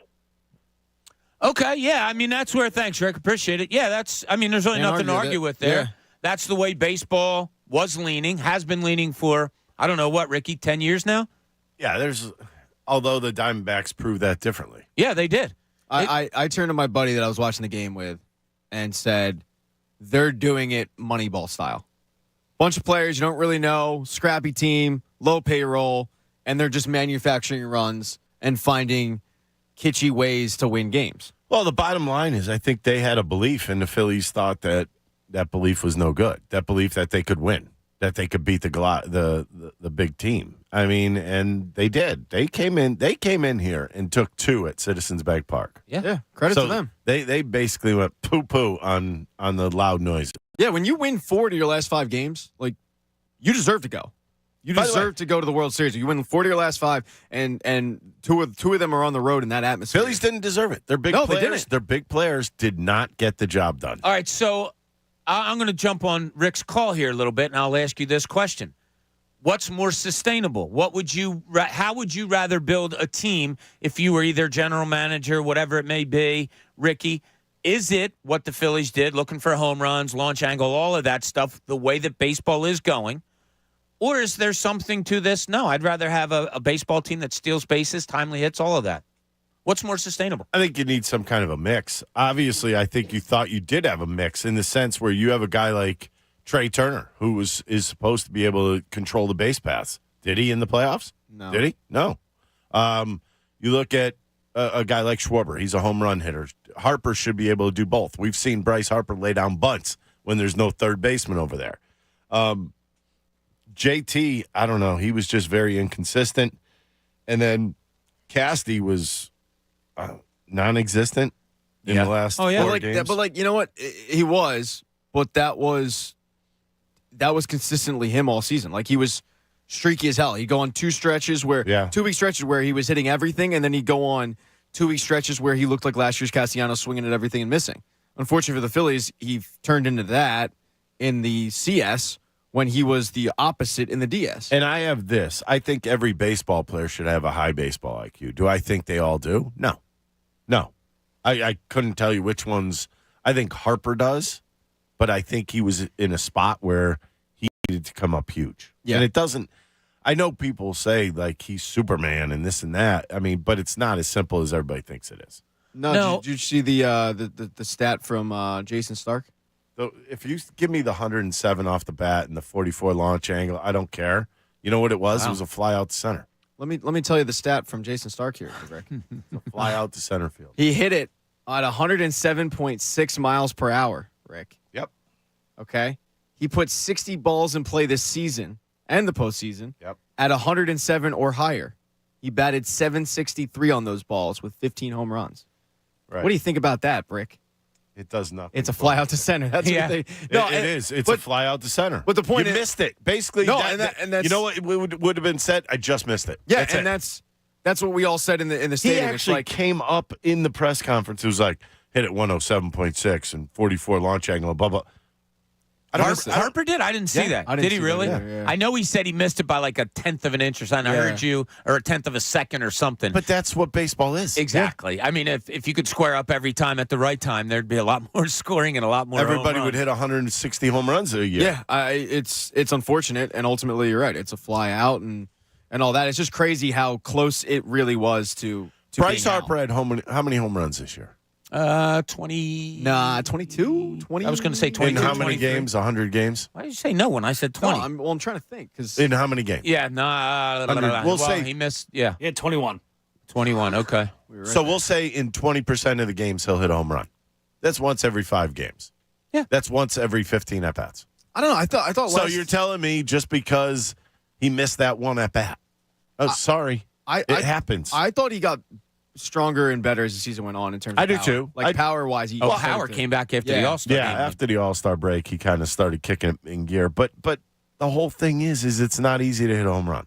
No. And just because if you miss by one degree, okay, you missed. You got him. Like if you're the pitcher, you got him. If you miss by one, what if you miss by another degree the other direction? Then it's pop out to short. Right. Yeah. Or if you're a pitcher and you miss by a certain millimeter, he's That's on the first difference with a walk. Or Exactly. that's the difference between a home run and an out. I mean, it's baseball.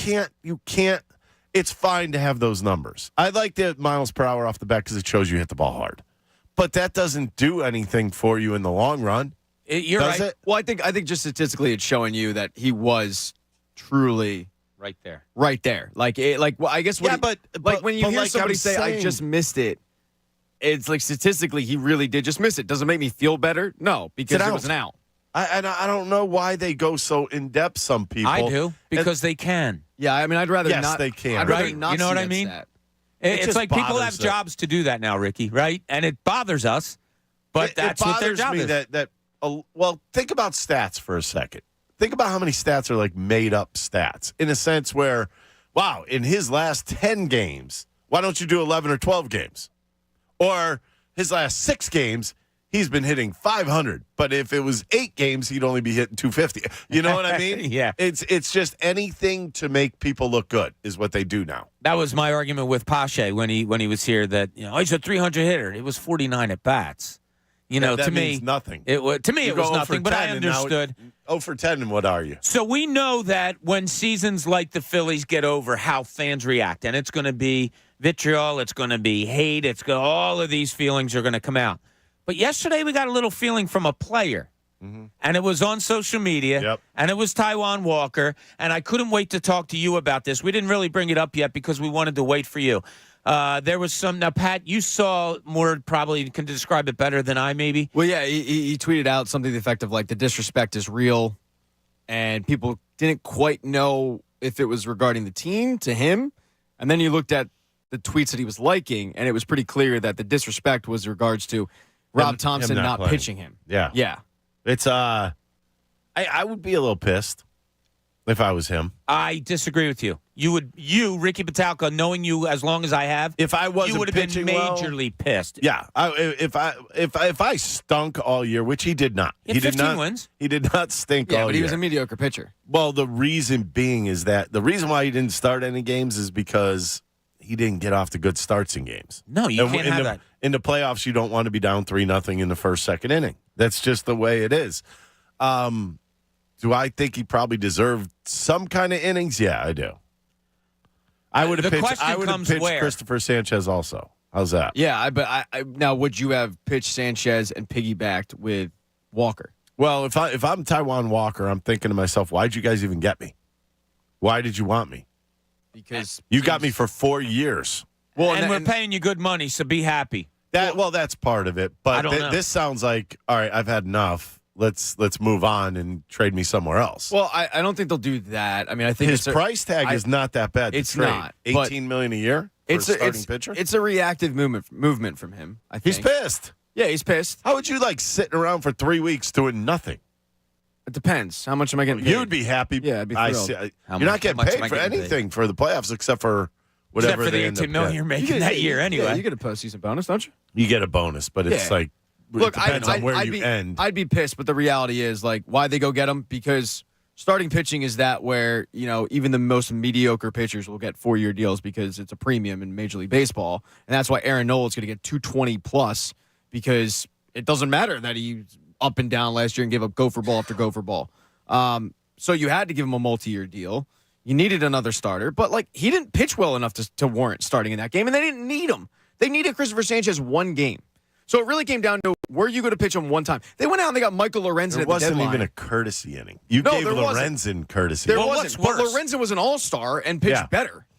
You could argue after that no-hitter he didn't. Yeah, and I think his arm was shot after the no-hitter. Yeah, well, 126 pitches might do that well, to good you. for him, though. He picked up a no-hitter on the way. Yeah, but I mean, what's worse? You're a pitcher. They're not using you at all. You're up 10-0. They throw you out in the 8th inning. Would that piss you off more? Yeah.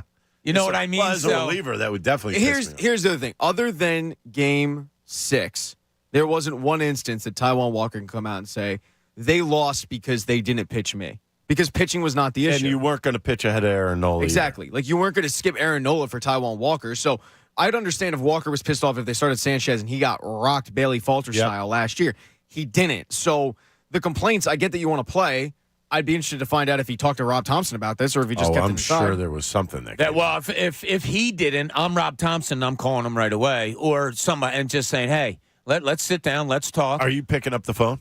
If I'm a GM, if I'm in charge, if you're Taijuan Walker, you picking up? Nope. No, they need to talk to me. Home. Yeah, I'm I was packing there. my stuff. I'm going home, and that's it. Now, this is more interesting than just it's social media because you're talking about 2 of your 5 starting pitchers in flux right now.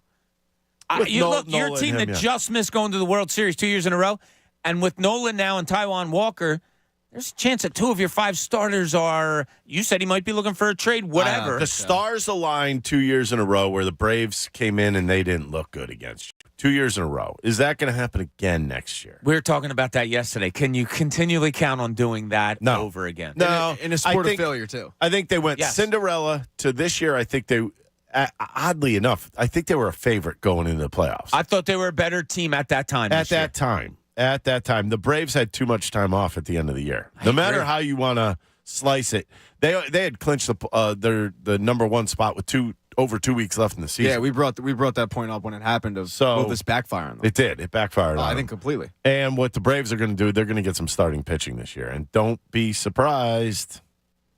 Don't be surprised if 27 is on that team. That's fine. Now, you threw out 220 real quick, Pat. I don't know why I have 150 in my head. I don't know. Does this year get him that? What did Rodon get? Oh, he was. That's the one. I thought you had that off the top of your head. I thought it was 175 or 165. I threw this out to those guys the other day. If he's guaranteed 175, and one team comes and says, "We'll give you 5 years," but the Phillies come and say, "Yeah, we'll give you 175, but we're going to do it over 7 years." No, I'd go with the 5. You go with the 5. You would too. Rodon got 162. There you go. I so think it's going to be about 165, 170. I think it's more.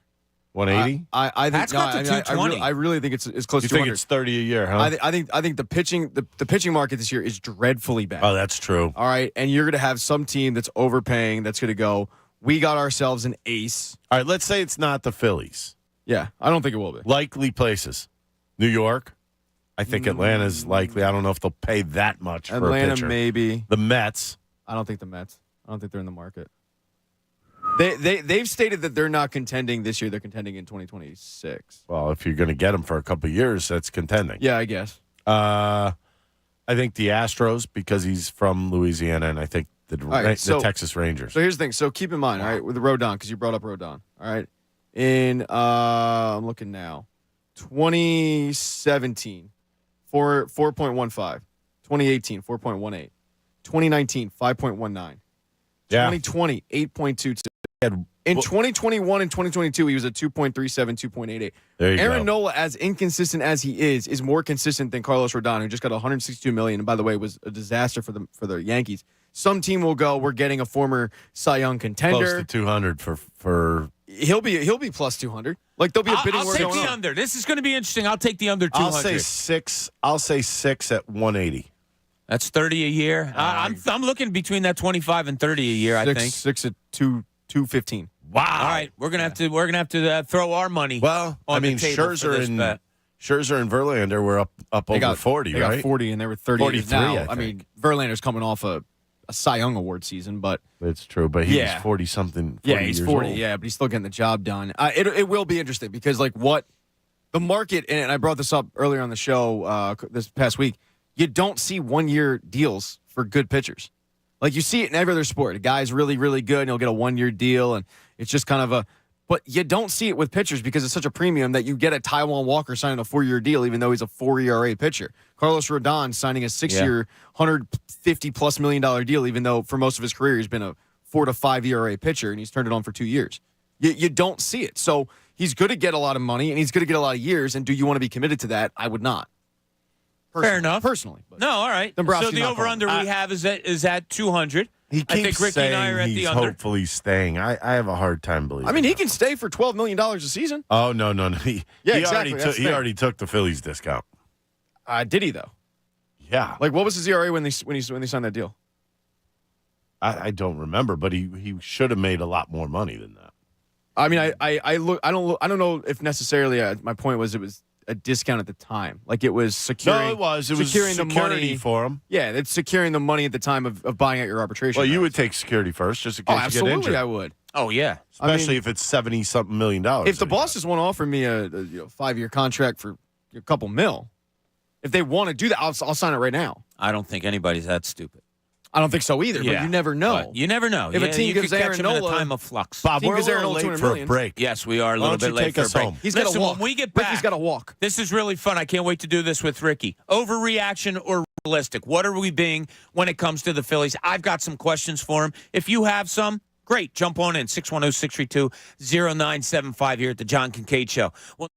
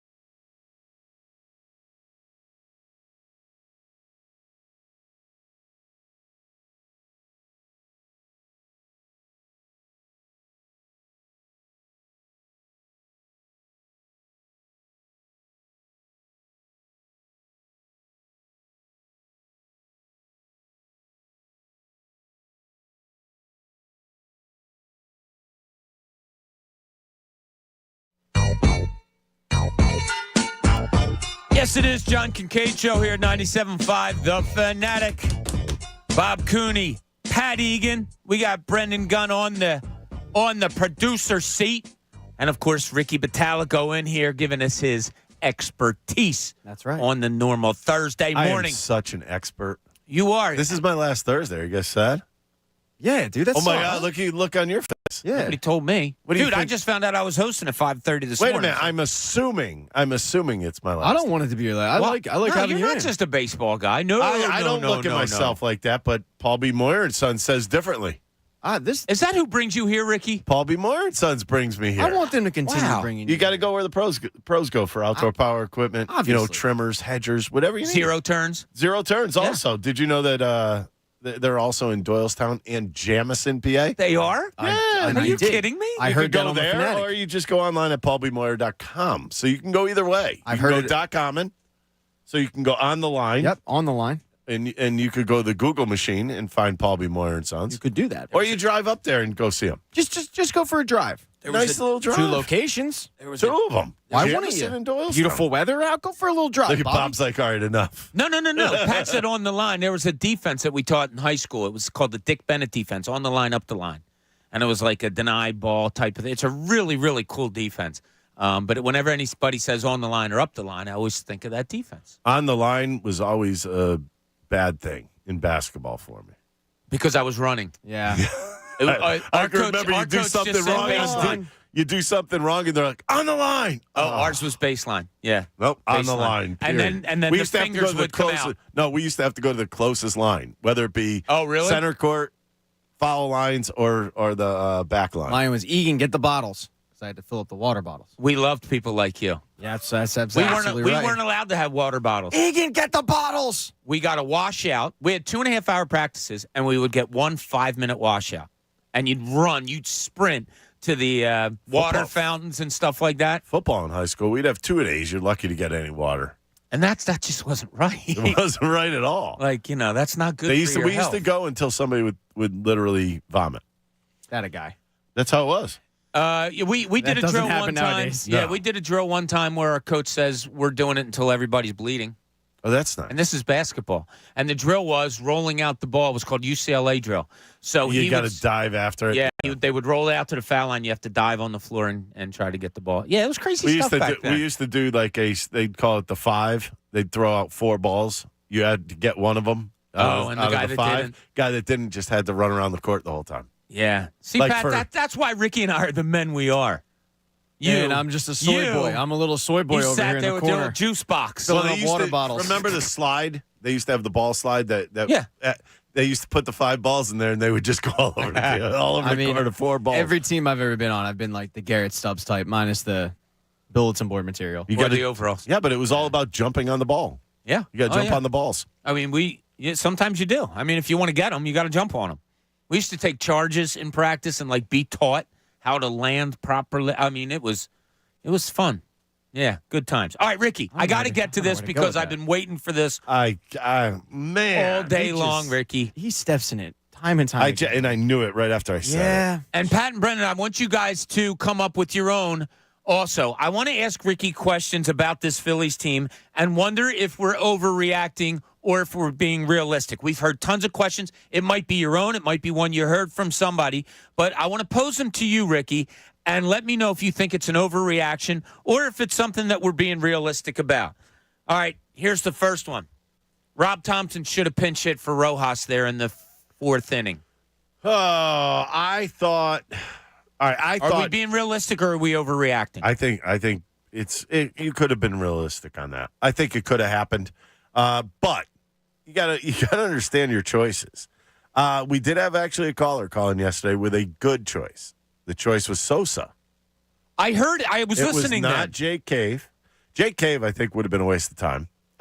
He was. And the reason why I probably wouldn't have in the 4th inning, isn't that sending a message to your team? It's awfully early. That's awfully early to be taking somebody out of that ball game. But I'm going to go watch this. Here's why I think it would be realistic. Rob Thompson in the 2nd inning of that ball game had Hoffman up in the bullpen. Yeah. If you're going to do that, You should pinch hit in the fourth Never inning. too then. early to do Right. something, I guess, right? That's well, and I'm talking from his messages alone. He told us that it's never too early for anything when he got somebody up in the bullpen in the second inning. All right. With one guy on. I always tell people this when they're listening to the show and they have some. There are things that we say that are what we would do, and then there's things that we say that we think the team would do. You just said what you thought maybe he could have done. What would Ricky Bottalico have done in that situation? I would have let it play out. I'd have let it play out. You'd have hit Rojas. Yes. Okay. All right. You got one, Pat? I would have done the same thing. You would have hit Rojas? And mainly because they didn't have any good bench bats. Mainly because I trust my players. Yeah. Yeah, and you don't want to send a message to a 22-year-old. You also don't want to be in a situation where it's late in the game. They have a shot go to center field, and your center fielder, whoever it is, overplays it. Yeah. But I mean, they didn't have a lot of good options on the bench. It's one of the reasons why I thought their bench. That's one thing that's got to be cleaned up next year. I was just thinking about that. I would rather have had Derek Hall on the bench somewhere. I mean, Dave Dombrowski's hubris, I guess, it's the best way I can describe it, it backfired in that situation. Like, Reese Hoskins goes down, you never address it. You address it with Jake Cave, who sucked. And then at the deadline, you didn't address it. And there were guys out there put on waivers. You didn't address it. Well, they addressed it with Derek Hall first. They tried to, yeah. Then he had a Mickey Moniak situation of breaking his wrist. And he had a good season in AAA. Yeah, but it changed his whole year. It did, yeah. No, totally. And he ended up having a good season. He could have been a mainstay. And maybe next year he will be. As a bench bat. There's some interesting moves that they have to make. Yeah. I had a buddy text me yesterday that Weston Wilson should have been up on the bench because his wife's hot. I agree. Absolutely. Is she? Oh, my God. She was the red dress one when he hit the home run. Oh, that's right. She's a dime. Pat, you have one? Do you have a question for? Because I know Brendan does if you don't, if you want to hold off. But a question of, are we overreacting? Or is it a realistic question? Do you have one? No, I don't. All right, Brendan, what about you? Because I got a couple of more here that I want to go, but they're more long-term. Well, my question was, I saw on Twitter a couple times during the game when it was going on. When we got down in the to Corbin Carroll, I know a couple people wanted to just pitch around him and walk him at that point, and then he ends up getting that single, take the lead and all that. Ricky, would you have pitched around him at that point, or would you still go at him? It's a bold strategy, Cotton. Let's see if it pays off for him. Good job, B. All right, what was your full question? Would you have pitched around Corbin Carroll in that fourth inning, or would you go right at him? He was 2 for 2 already. With Ranger pitching? Yeah. Was that Ranger or was that? No, they brought Hoffman that was Hoffman. and then he coming in stole for that one. Oh, no. No, it was Ranger. It was he Ranger. pitched to Carroll, yes. Yeah, I think I pitched carefully to him. Carefully, mind you. I think he was swinging a hot bat. I'm one of those pitchers who didn't want to pitch around anybody, so that's a tough call for me. I think if you have your good stuff, if you think you can get him out on the outside part of the plate, I think you do that. And then with 2 strikes, elevate above his shoulders because he could hit a ball at the shoulders. That's where the mistakes were coming in. You were making the mistake right at the shoulder line. All right, overreacting or realistic? Rob Thompson absolutely blew this series by sticking with Kimbrel, especially in Game 4. I think he blew the series with Kimbrel. And the reason being, you look at 3 other times when Kimbrel was in the playoffs in the last, I think, 4 years or 5 years. One of those years, he was replaced as he wasn't closing. One of those years, he was a 6th or 7th inning guy. The other year, the Dodgers, completely off of the roster. I just think he tired. He tired late in the season. Yeah. Rob felt like I'm going to go with what got me here type thing. Alvarado was my go-to. Hoffman was my go-to in the playoffs. And Alvarado didn't pitch well. I think they misused Hoffman. Why? I think he came into games too early. Okay. So who would you go with in that spot? I would have put Sir Anthony in earlier. I mean, if you're not gonna close or set up with Sir Anthony, use him earlier in the game. He's used to some high leverage. Just use him earlier in the game. If it backfires, at least you have time to make up for it. All right, so my next question builds off of what you just said about Rob Thompson. You said blew the series. Should the Phillies take a look at Rob Thompson as far as being their manager in the future? That's overreaction. Way overreaction. Well, okay, good. I agree with you. I'm just throwing these questions I think it's a big-time overreaction. I just think some of the cards that he gets dealt are actually placed in his hand by other people. How's that? You can go further if you want. I think it comes down from some analytics people. Okay. I think John is we a found firm out believer yesterday on that there were a couple moves that were played down from that. Okay. But I just look at it this way. I'd rather see Rob Thompson just go on guts and his own smarts. I think he's a smart baseball guy. I think he is too. I do. I think he's presented with the information. I think he's allowed to do with it what he wants. I don't necessarily think like they're getting a call from Dave Dombrowski saying it's not Dave. Here. I don't know if it's or Dave. but that's the thing. Like, if it's not Dave, see, then, that's the thing that pisses me off. We don't know who it comes from. We don't know what kind of background these people have. Yeah. That's why I say I think it's presented to him, but it's not necessarily an edict of you're going to pitch this guy here. I think probably they talk after the game about scenarios and decide what they do. Yeah. I think I've come to a point as to why I dislike some analytics because you don't know who it comes from. Somebody take credit for everything because then it makes me feel better that there's somebody to blame if it goes wrong. Well, like expounding on that a bit, in 2008, it's not like Charlie Manuel didn't have the stats in front of him. Wait a minute. This whole analytics thing is a bunch of garbage because it's always been there. Right. It's always been there. That's what Bob's brought up. I could have showed you spreadsheets on every single hitter and every stat you need to know as a pitcher. Yeah, but why was Ryan Howard hitting fourth?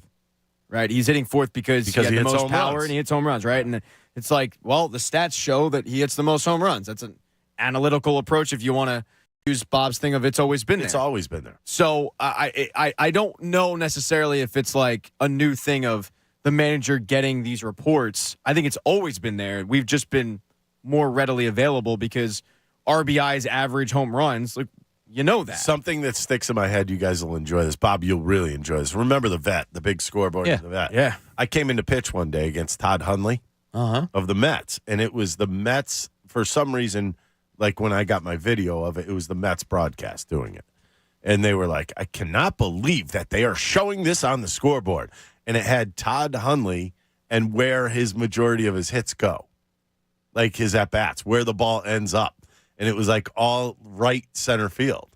And like it's funny because pitch him outside. Yeah. But if you put it up there now it's up there like that. Right. For every hitter. Like because they put the percentages up there back then, that was like wrong to do. And now, Isn't that like weird? every single time you see late in the season, they did it on the home runs. The home runs of like where they go. The spray chart. Yeah, it was a spray chart up on the scoreboard. All right, so it's interesting that Pat brought up the Ryan Howard thing, hitting fourth because he had the most power and most home runs. So here's my overreaction or being realistic question to you, Ricky. The Arizona Diamondbacks taught the Phillies that you can't win with Kyle Schwarber leading off. Overreaction or realistic? Overreaction. I don't mind him leading off anymore. I don't care. I think that I've been pushed so far with this that I don't care anymore. I think it does change next year.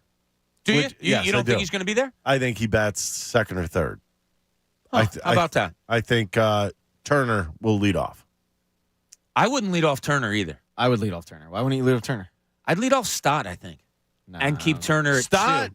Only because Turner, the free swinging and all. Well, to if you me do is that, it's got to go Stott, Turner, then maybe Harper, then Bohm, Schwarber. No, I think you. Well, he'll probably throw Rady in there at 4. I don't want to see Bohm number 4. All right, Real Muto, Castellano, because you know he's going to go righty, lefty, righty, lefty, righty.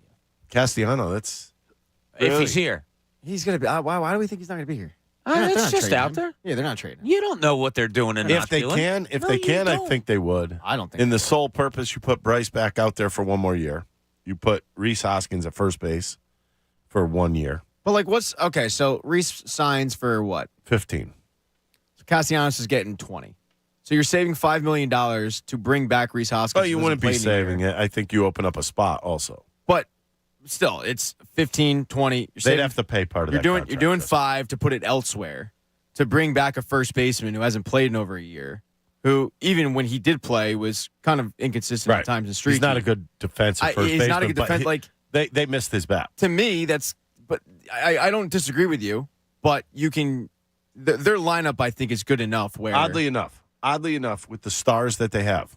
They missed Rhys They missed his bat, though. Did they miss his bat because Bryce Harper's coming back from Tommy John surgery and his power didn't come back till late in the year? They missed his bat in the playoffs. So where did they miss it? Because he's clutch.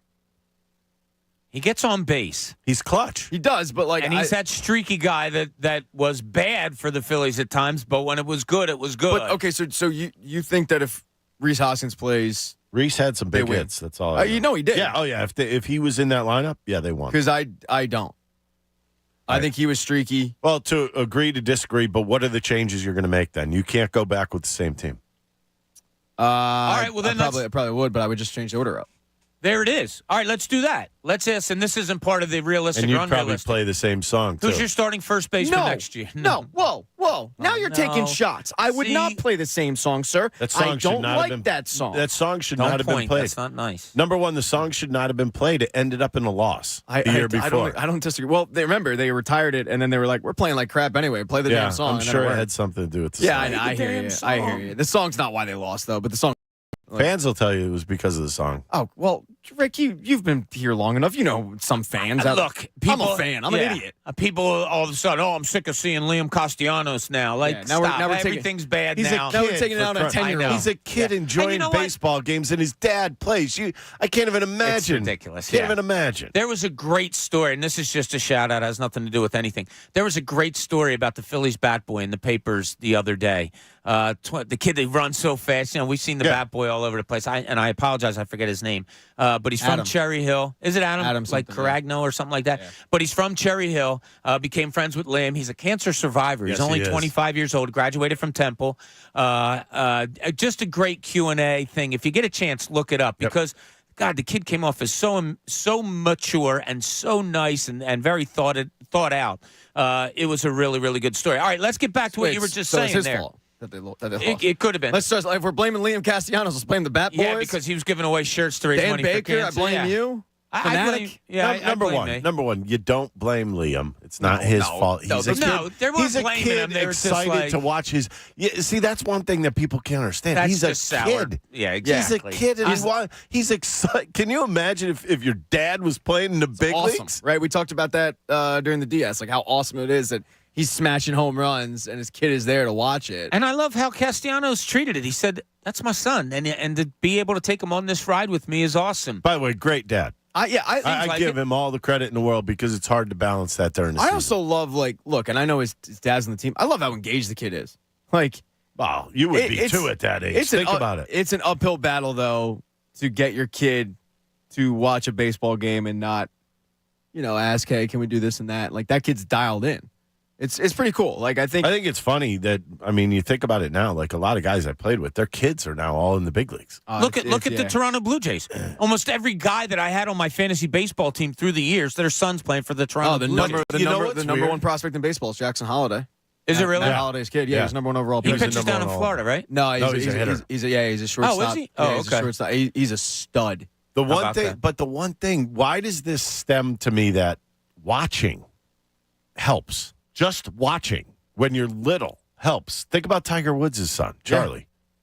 Yeah. That swing just doesn't get to be like that without watching and like almost your mind puts you into muscle memory of watching your dad because his swing's almost identical to his dad. Everything in life is imitation. Isn't that weird? Think about it. That's why there's accents. But people don't understand. I used to literally watch baseball games and I would pretend to be the hitter. Oh my God. The whole game. Yeah. With a wiffle ball bat downstairs.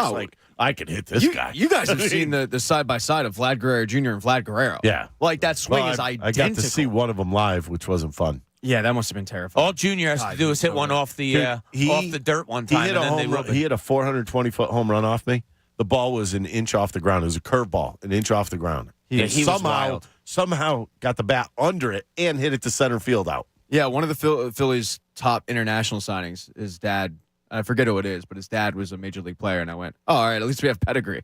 Yeah. For the same thing you're talking about. It's like watching it and learning how to do it. We did have pedigree. Cody Clemens. You have a point. You have a really good point there. We did have one. Let's not forget about Dominic DiMaggio back in the day. No, let's not. Dom DiMaggio. Yeah. How were the Phillies back when you played of having kids in the clubhouse and no? It was not. If it was a boy, you could have a boy in there. You couldn't my daughters couldn't come in the clubhouse. Sure. Unless they were babies. They didn't know what was going on. But how was it taking batting practice and all that? I could see Liam working and batting practice. Yeah. I'm pretty sure I met Patrick Mahomes when he was little. Is that right? Yeah. When I played against his dad. Yeah. All right, So, Ricky, I mean, last one I have it's for odd. you here. Yeah. All right? You were better than Last this one guy. I have about overreacting or being realistic. And, Pat, I want you to chime in on this, too.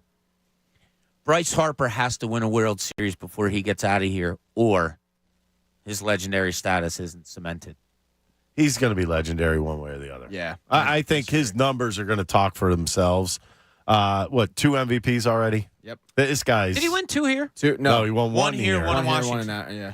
Are you talking about his legacy here? Yeah. No, he wants to win a World Series because he feels like There's a difference. That would be the pedestal for him. In that Doc Rivers cut that I was talking about with you earlier with the Dan Patrick show, he was saying how the playoffs will weed out guys that are good at basketball and guys that love basketball. And I feel like when I watch Bryce Harper, that dude lives, eats, and breathes baseball and wanting to win and will do everything to win. To Ricky's point, yeah, like he wants to win a World Series, not necessarily for a legacy, but to know what it feels like. He's going to get there. I believe. Yeah, like and I know you hate this topic, Bob, but he's probably in Cooperstown. No, I don't hate it. No, I'm just saying, like, I know you don't like living in the moment, but like he's probably cemented already a Cooperstown legacy that it's like, yeah, he's in there. I don't think he wants to win it to get that stamp. I think he wants to win it to win a World Series. It's kind of funny because people will say, even yesterday, it's like, well, whatever Bryce wants, he's going to get. Like, what is Dave Dombrowski going to do? I don't know. Ask Bryce. Well, because there was a comment earlier in the playoffs where Castellanos was going hot, and he said, yeah, that's why I wanted him. And it stuck out to me a little bit. He's like, got to stop that. I don't know, man. Like, No. Just don't make that public. Don't make it's it public, fine yeah. that you have say because you're the $300 million man. That's Yeah, I fine. got You have you. say. But to be like, I will tell you this much. I played with Kurt Schilling. He used to make it perfectly in the papers that he wants so-and-so here. I mean, that's how he was. You don't want that. You just don't make it public. I hear you on that for sure. It's just amazing when I think about. Like, and now Hoffman says Bryce Harper's the reason that he was here. Well, yeah, you. But do you see what I mean? Who's running the show? For the people that don't know the backstory on that, Hoffman was a minor league free agent that signs with the Phillies, had an opt out, was really only being used to pitch batting practice to Harper, and Harper told the upper management, like, this dude's too good to be throwing me batting practice. Pick him up before his opt out happens. Initially, he did opt out. The news came out of like Jeff Hoffman's opting out, and then it was like, oh, by the way, no, he's coming back. They brought him up, and he ended up being a big piece. I know that the optics aren't great of who's running the show. When you look back, though, at all the moves that we go, oh, that was Bryce Harper, they're all good. The only one I think of that wasn't good was Brandon But Kinsler. not the point. You don't I know that. I know. Player running the asylum. No, Right. I get that, but like maybe we should because he makes good moves. Hey, I think he does, but that's not really my point that I'm making. Just keep it. You don't need. I hear what you're You saying. don't need any more accolades than you already have. If you're the one picking these guys and you think certain guys are good, that's great. That's great. But everybody doesn't need to know this. Well, and I wonder too, like, is it Bryce Harper going to management and going, pick this guy up, we need him? Or is it like, oh, by the way, I don't know if you've taken a look at this guy because you're kind of busy. I don't think he's demanding. Yeah, that's I don't my think point. he's demanding. Like, I don't think it's, I mean, everybody knew he loved Trey Turner and all that. But it's almost like sometimes it's a little too much. If you're a guy on the team, would it bother you? You hear him saying, "Oh, we need this," and Well, you're it like, depends on what you are. Yeah, well, I mean, if you're a relief pitcher, and I was gonna say, I'd be a little pissed. But if he's saying one of the best players in baseball, aka Trey But Turner, there's a way to get him back if you end up like being that guy that gets traded or whatever because of that. There's a way to get him back. And also, like, if he ends Can't up be afraid. if he Can't be ends afraid up, of people. If he ends up being right, how do you get mad at it? I hear you. If you're Yeah, the the guy JT getting thing. released or whatever from it. Well, I think at some point you got to look in the mirror and go, all right, I know what I am, and I'm not as good as Jeff Hoffman. Yeah, but I'm not as good as JT Realmuto. I'm not as What good as if Trey you're Turner. just having a bad couple weeks and then all of a sudden they trade for somebody else and you're like, oh, Well, I okay. mean, that's George Steinbrenner, reactive. Like, that's ridiculous. But for the most part, the guys that he's gotten, whether it be, like, you got to remember, like, Hoffman comes in, too. He didn't come in as this high leverage guy. He came in as a long man who ended up working his way into a high leverage situation. JT Realmuto, what was your option on that? Like, are we going Andrew Knapp? Like, Andrew Knapp's got to recognize, I'm not as good as JT Realmuto. Trey it Turner. shouldn't have taken long. Yeah, Trey Turner. I'm Bryson Stott. What's he going to say? No, I'm putting it on the table and saying I need to be want a shortstop. shortstop. No, he's probably like, damn, our lineup just got better. Good point, guys.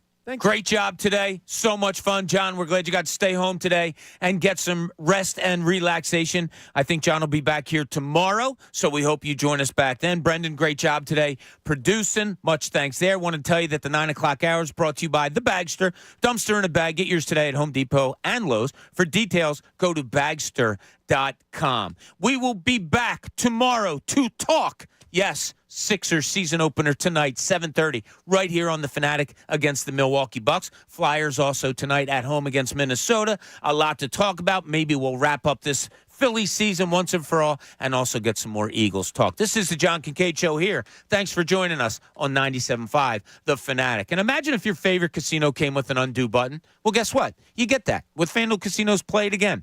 Get up to $1,000 back if you're down after your first day. Play your favorite table games and hundreds of slots for real cash. You'll see why FanDuel Casino is the #1 rated online casino app. So many great things to do with their daily and weekly promotions. When you're playing with a live dealer. And if you ever have any questions, they have an in-class customer support team that's there to help you all the time. So sign up for FanDuel Casino with FanDuel.com/Bob today and play it again with up to $1,000 back if you're down after your first day. That's FanDuel.